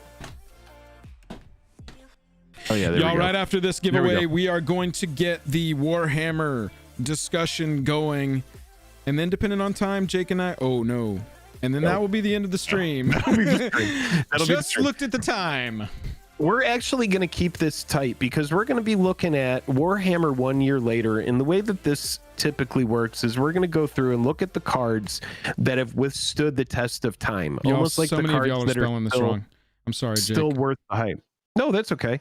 We're going to introduce the segment in a minute anyway when we get into it. But yeah, we're going to talk about Maxwell, Warhammer. You're definitely not entered with that submission. I'm checking. No, I've got 33 people in here, and here's the thing: is 3 people are going to win. Yeah. So yeah, we're going 3 winners on this. That's right. Hashtag Jackie Joe is not how you do this. Jakey and Joy is not how you do this. Man, this community. Drake and Josh is not how you do this. Hashtag Drake and Josh is not correct. Hashtag Mary Kate and Ashley is not correct. Do you think you would be Mary Kate, or would I be Mary Kate? Oh, I would be. You can't have Elizabeth. Oh, I was trying to get sneaky, and you usurped my sneakiness. I'm fine. I'd be Mary Kate. Whatever. Everybody goes for Scarlet Witch. Believe me, I've played this game a lot. Yeah. This is like the best camp game, and what sucks about this is like one of the best camp games is like it only lasts like 2 or 3 minutes. Yeah, so but it's everybody like gets a turn. Yeah, it's like going around the circle. Would you rather be Mary Kate or Ashley? Yeah, and then after everybody answers, the game is over. So it's only like 3 minutes out of your entire trip. So you have to figure out, where do we put the best question of the trip? You know, is one of them? Like, do we put it really at the end of the nice dinner? I don't know what individually they are like. Like, is one of them a tweaker and one's a geek, or is one a jock and one's a punk? What are their individual identities? Oh, well, they don't have any, because what ended up happening was they were plopped into a show when they were children, and so they were given everything. Well, they're like together. They're like designers. No, I'm joking. They've got clothing lines together, but it's all together. They were little detectives. No. I'm pretty sure they went to Paris one time. No, I am 100% sure that they have really great identities. I know nothing about them, but what I would say is that I'm sure something is weird because they were child stars. That's all. I was trying to make a joke about child stars. It wasn't even a great joke. It kind of sucked. It doesn't even like fit the channel. But you know, we were talking about Mary Kate and Ashley. It's like joking I was about saying Abraham I'd be Mary Lincoln's Kate. Assassination. Yeah, are you fine to be Ashley and if I'm Mary Kate? Yeah, I'll be Ashley. Because here's the thing: is if we switch it, I'm then gonna we be have the to geek. put you. Yeah, I'd be the freak. You're the geek. You can be the tweaker, and I'll be the stoner. This is the second time you said tweaker. Is Mary Kate have like tweaker vibes? I think one of them's a tweaker, man. One of them's a geeker. One of them's a tweaker.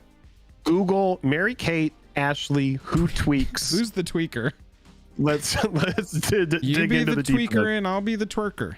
You do the twerking. What started as a great ad for Dragon Shield that was going to have a wholesome giveaway at the end. We did a great ad. Ended with Mary Kate and Ashley. Who's the tweaker? Let us know in the poll. I was told they wanted our voice. This is our voice. Who is Mary Kate and who is Ashley? Yeah, they're going to be like, that was a really nice segment until it got weird. Notes. We have a couple of notes. Maybe but we're going to stay hands off with it. We're just going to stay hands off. Let you guys kind of do your thing. All right, let's do this giveaway. 3 packs of Dragon Shields. Ready, set, go.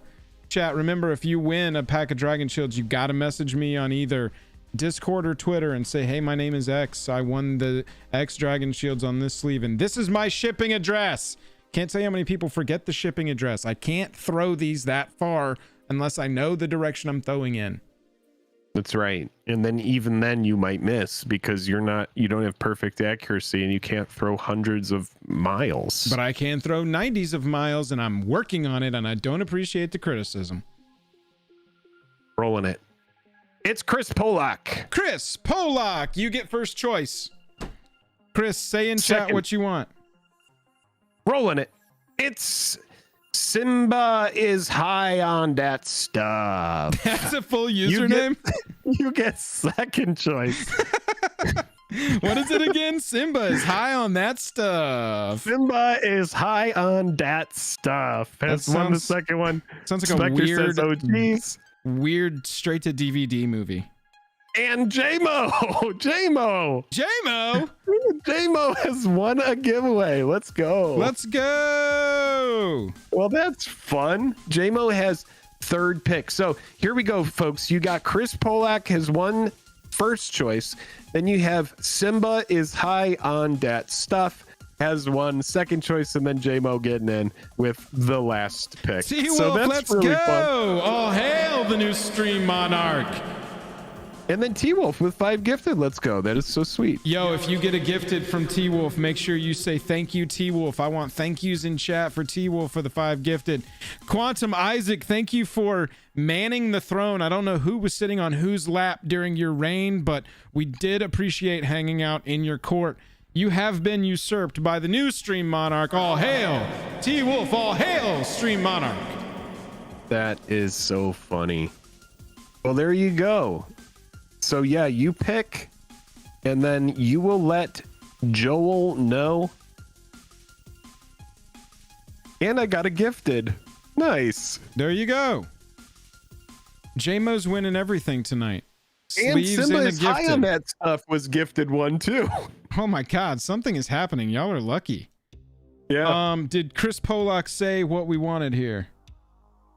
Chris just oh no, Chris said, I'll take the dual art. The Adames with the dragon. Okay. I'm assuming it's what you mean with the duals there. Yeah, the dual black interior ones. Beautiful. Okay, so that's going to be Chris. And then Simba, are you high on that stuff? Or are you here? Simba, are you too high on that stuff to tell us which sleeves you want, Simba? This is fun. I'm gonna go ahead and pull up our hey, thanks to our sponsors, really appreciate everybody. Whoa, the stream just like that was weird. Oh, here, so Simba is here, so have Simba pick between the 2 other ones, and then Simba, do you want the Player's Choice Auroras or do you want the Christmas 2023s? Do you want Santa about to meet his perilous end, or do you want the kind of minty blue Auroras?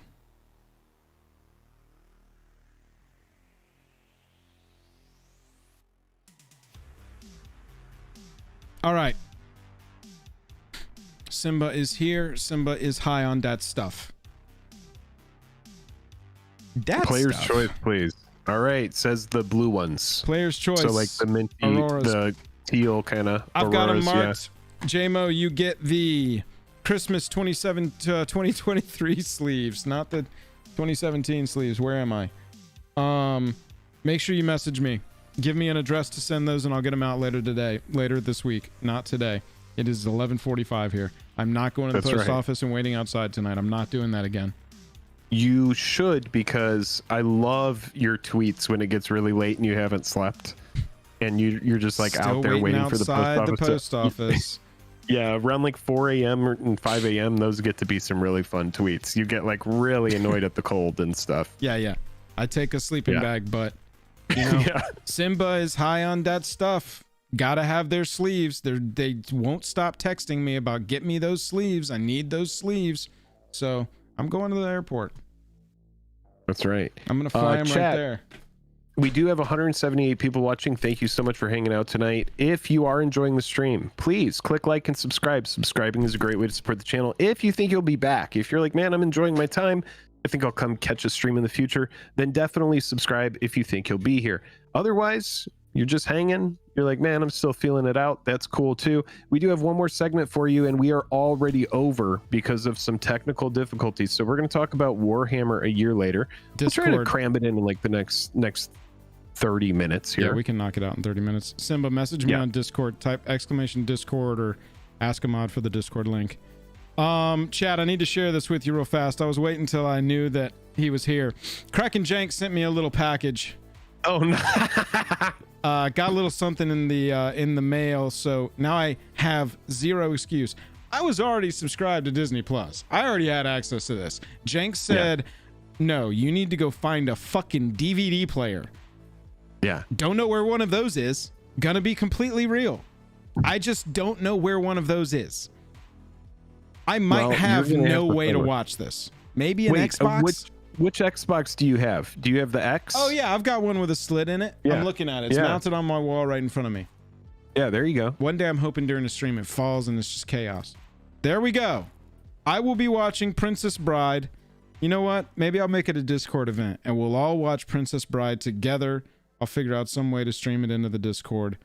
Yeah. It'll be a blast. Yeah, Jank, you guys can all Mystery Science Theater 3000 the shit out of that. Hell yeah. Jank, thank you for the copy of Princess Bride. I will make sure that we get a little community event going Dickie Joe, you watching movies with the community again? Has your wife seen it? I do not know the answer to that question.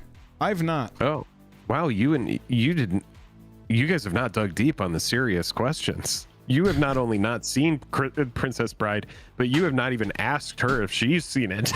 We were compatible because we had the same care level for a lot of similar things. You know what I'm saying? Princess Bride?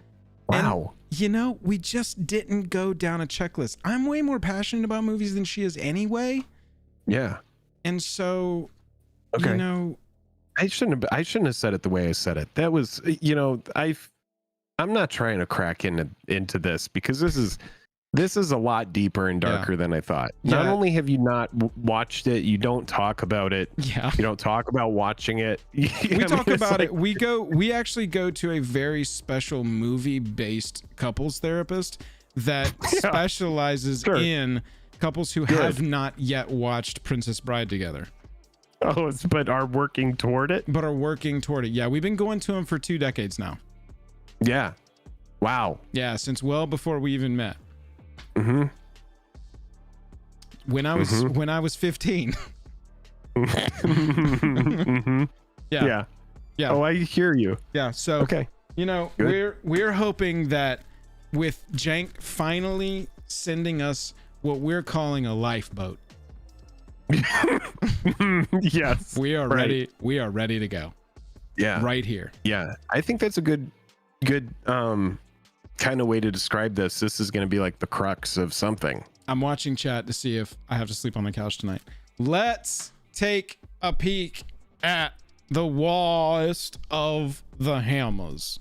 The hammerest wall that has ever been fought. So these decks have taken a big adjustment. The collector's edition ones anyway. Yeah, so chat, we're over here at TCG Player.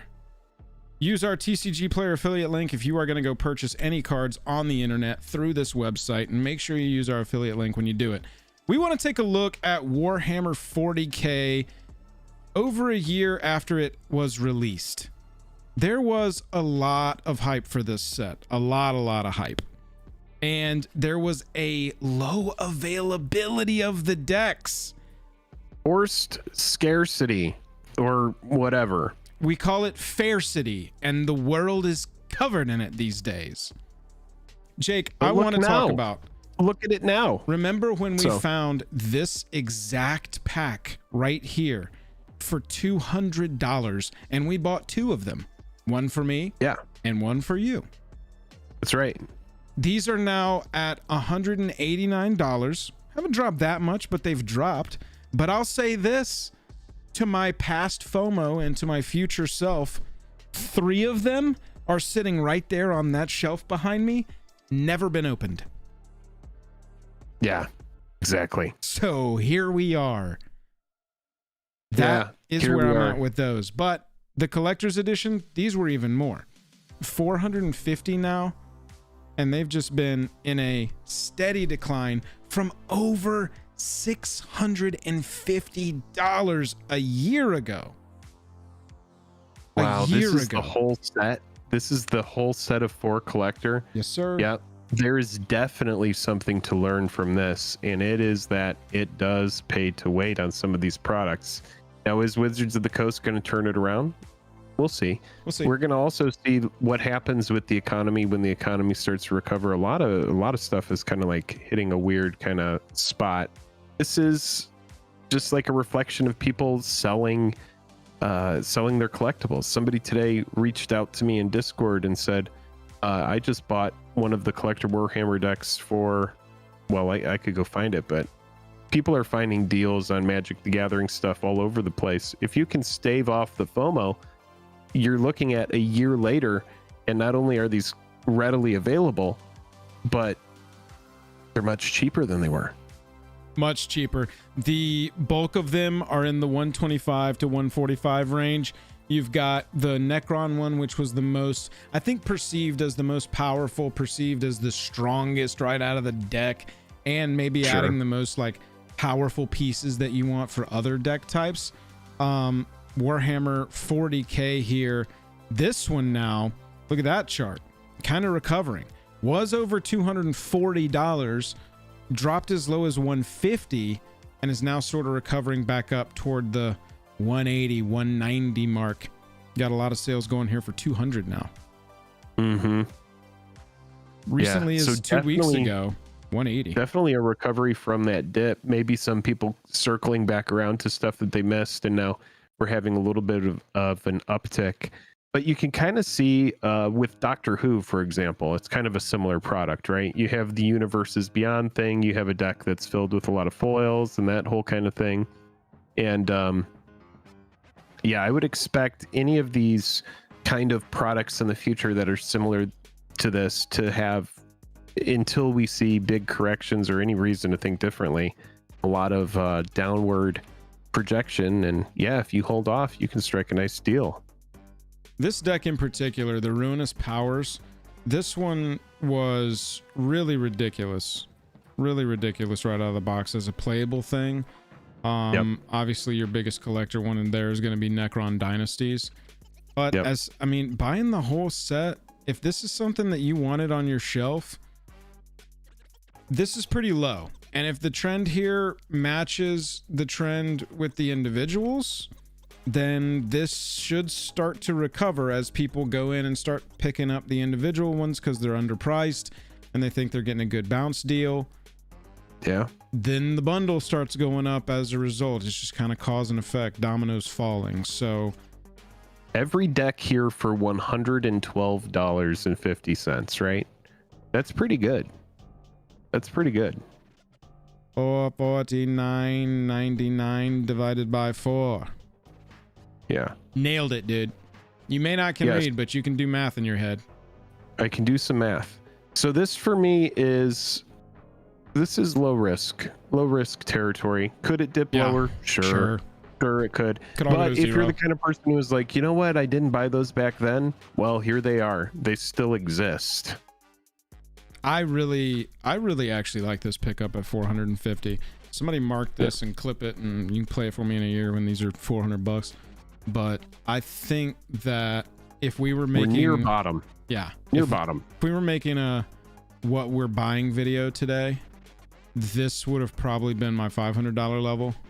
Is just pick up the 4 set of the collector versions of the Warhammer decks. Because these decks were fun and these decks were strong. Bro, I feel like these were going for like 800 to like 1,000 for the set when they first came out. Like the hype around this was so insane. Within a year, it's gone from 700 down to 450. It's also really interesting how much changes in 1 year, you know? Like we've had so many products come out since, and we see that the variants are just pumping. Someone said in chat, the Surge foils are just not that special anymore. The Doctor Who set has Surge foils all over those collector boosters. There's like 4 or 5 per booster sometimes. So yeah, it's really interesting. Now we're looking at some of the most expensive cards from the set. Yeah, you want to see what is driving the price of those individual ones. It's kind of funny. Your top individual Surge foils aren't really the Necron cards.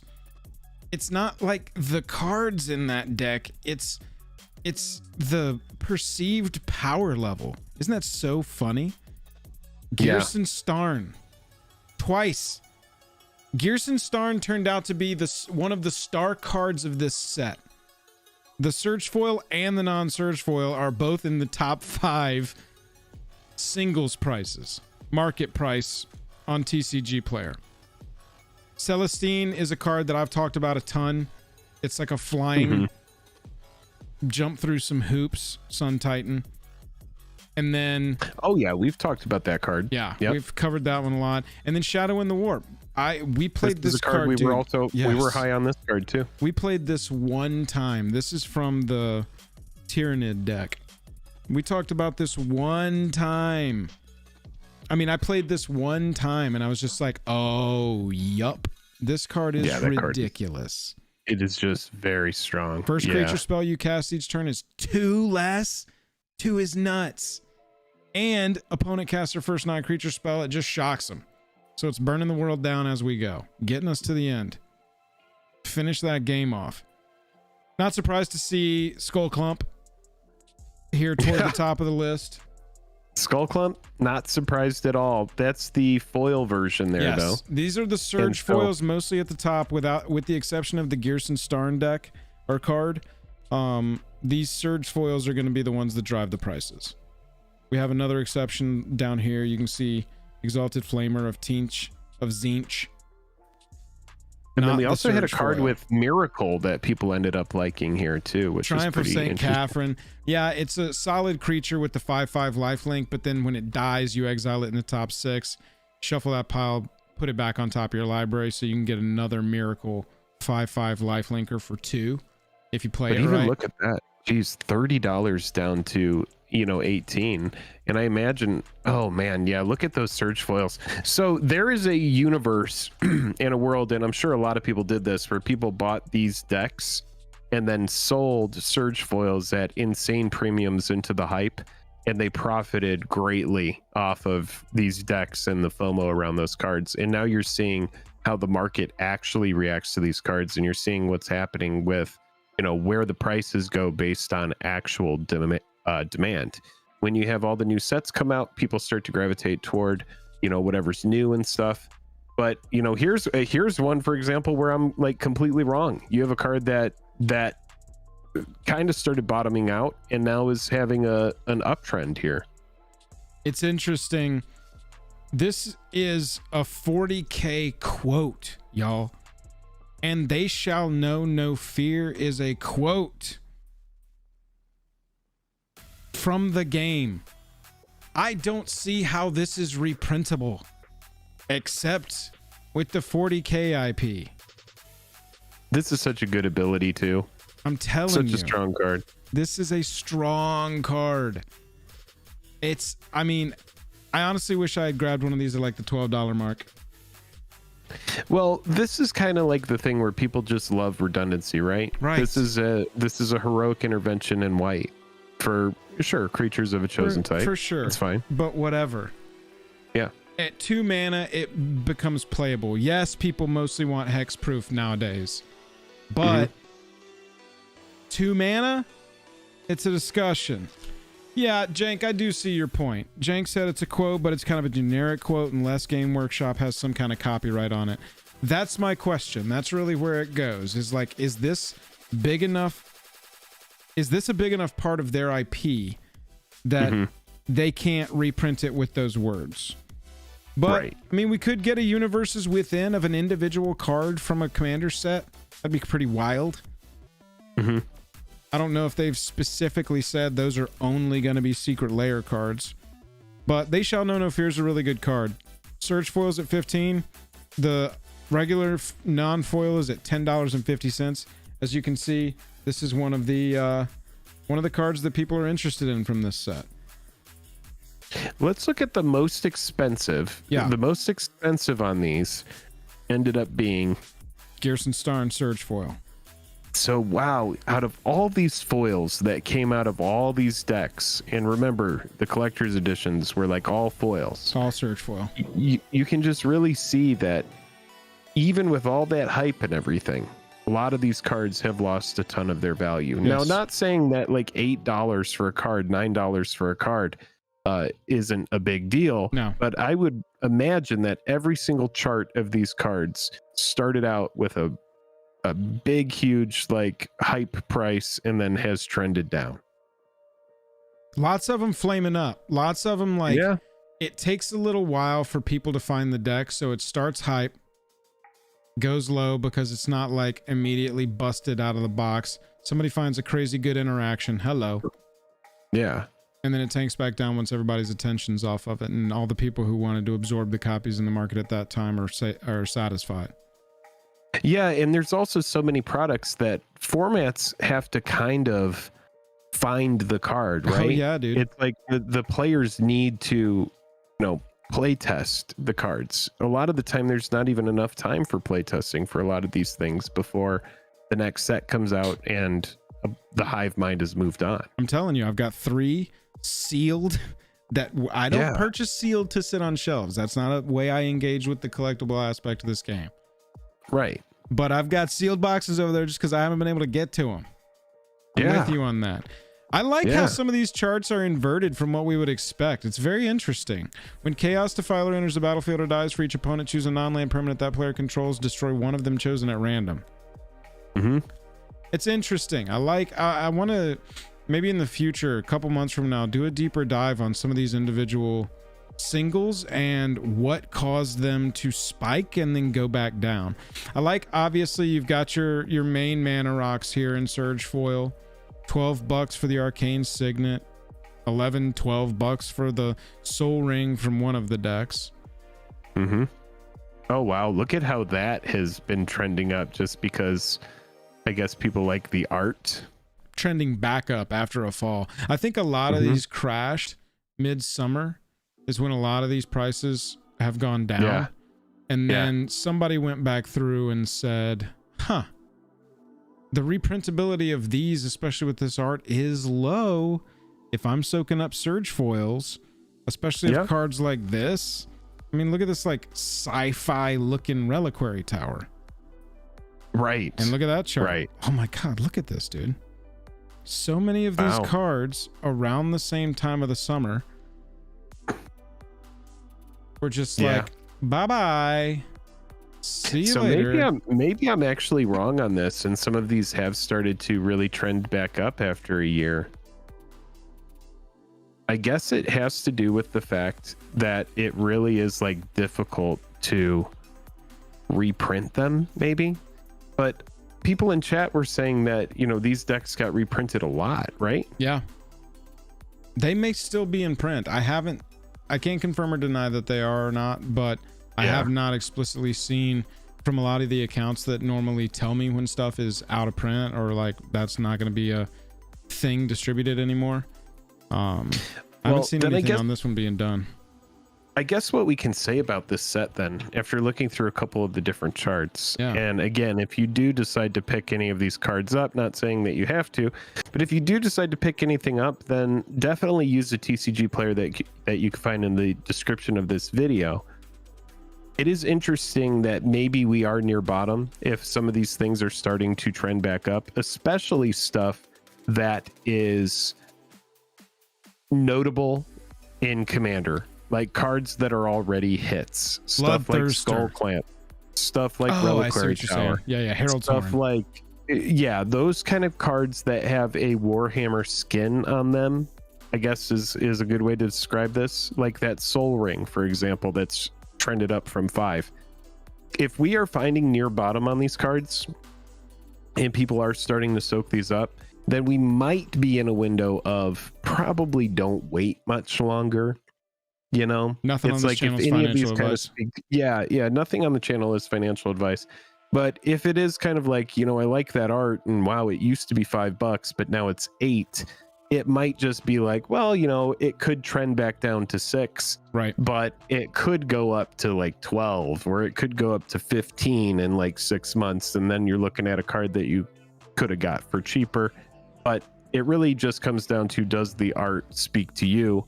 And a lot of those Warhammer cards are unique to this set, so you can only get them here as of right now.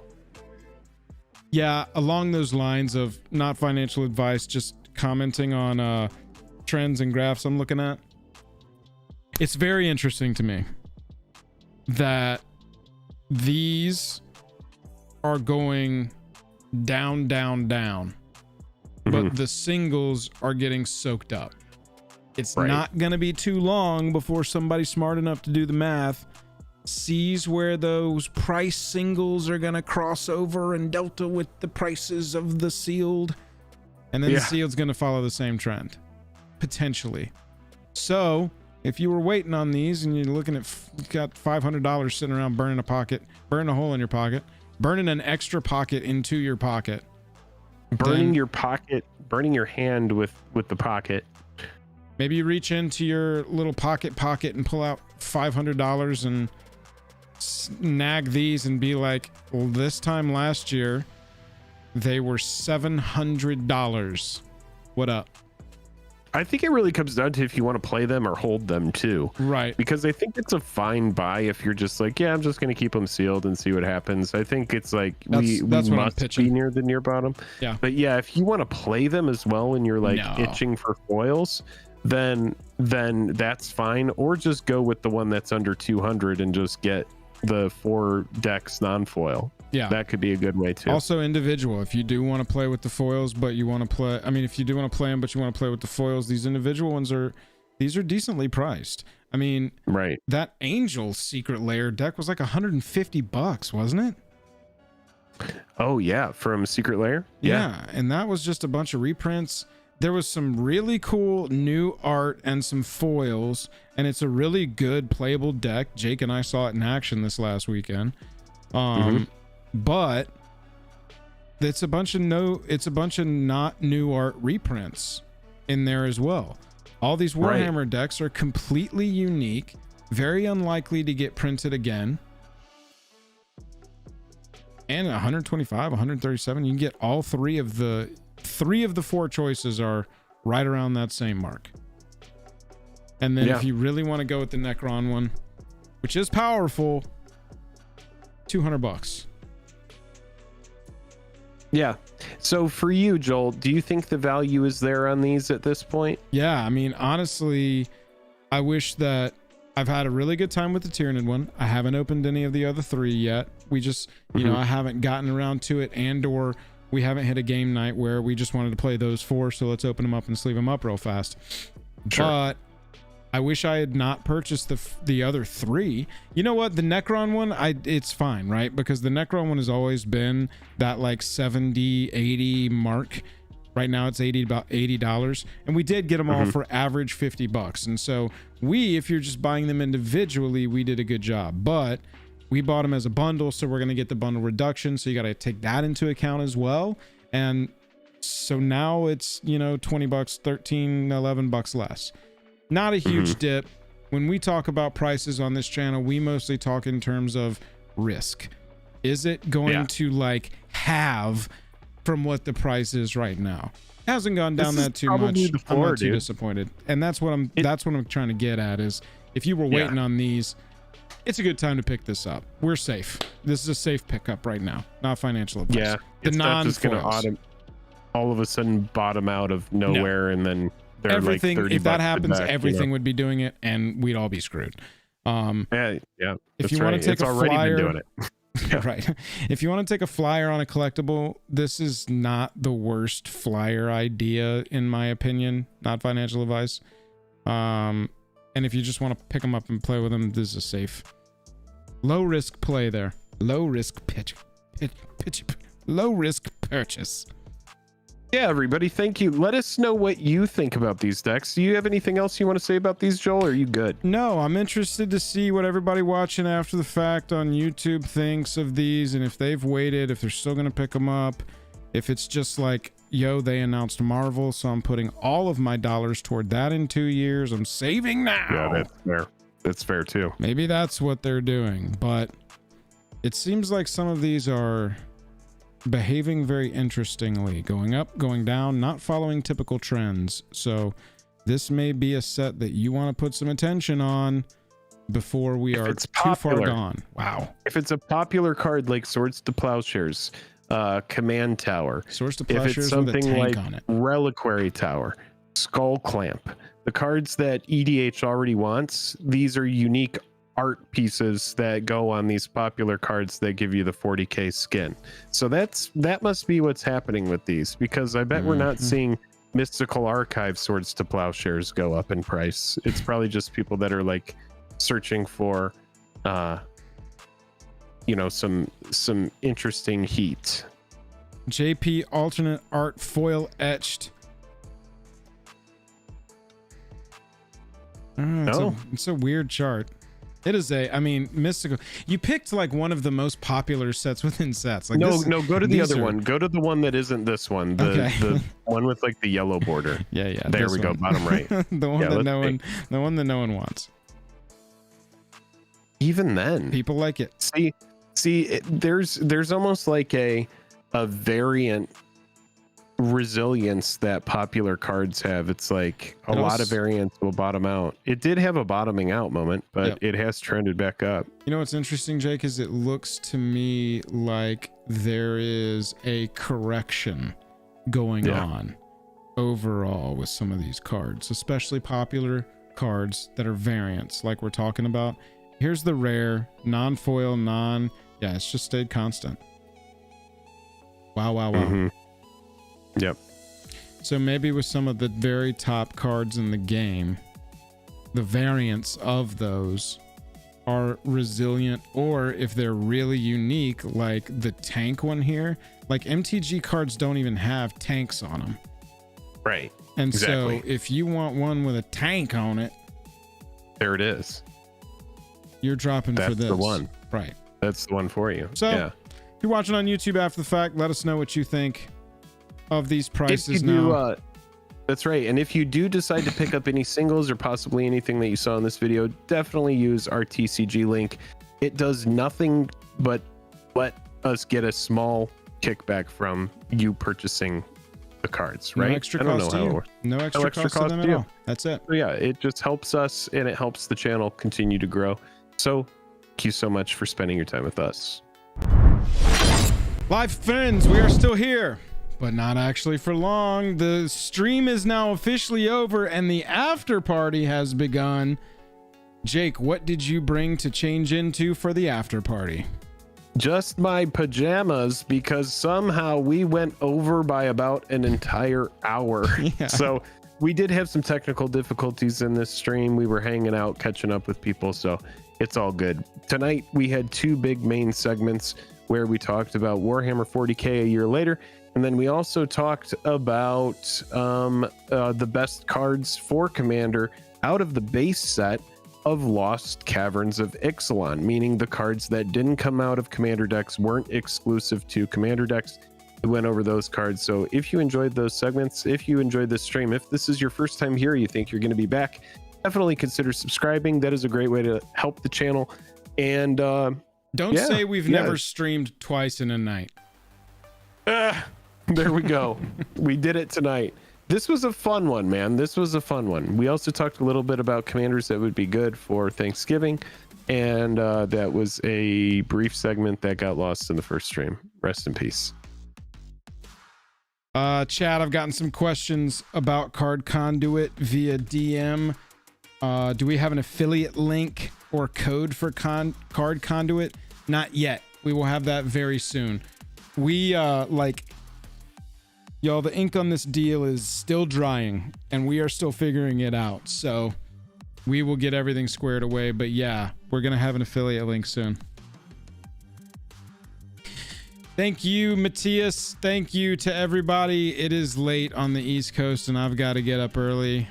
So love ya. Mean it. We'll be back next Wednesday, y'all. We are back now. Our major travel is over until the holiday travel happens. And I'm talking December. I don't even think much is going to get interrupted for us for Thanksgiving. We'll let you know. But we are here through the rest of the year until it's Christmas time. So let's hit it. We'll be here live on Wednesday nights. We want to see you.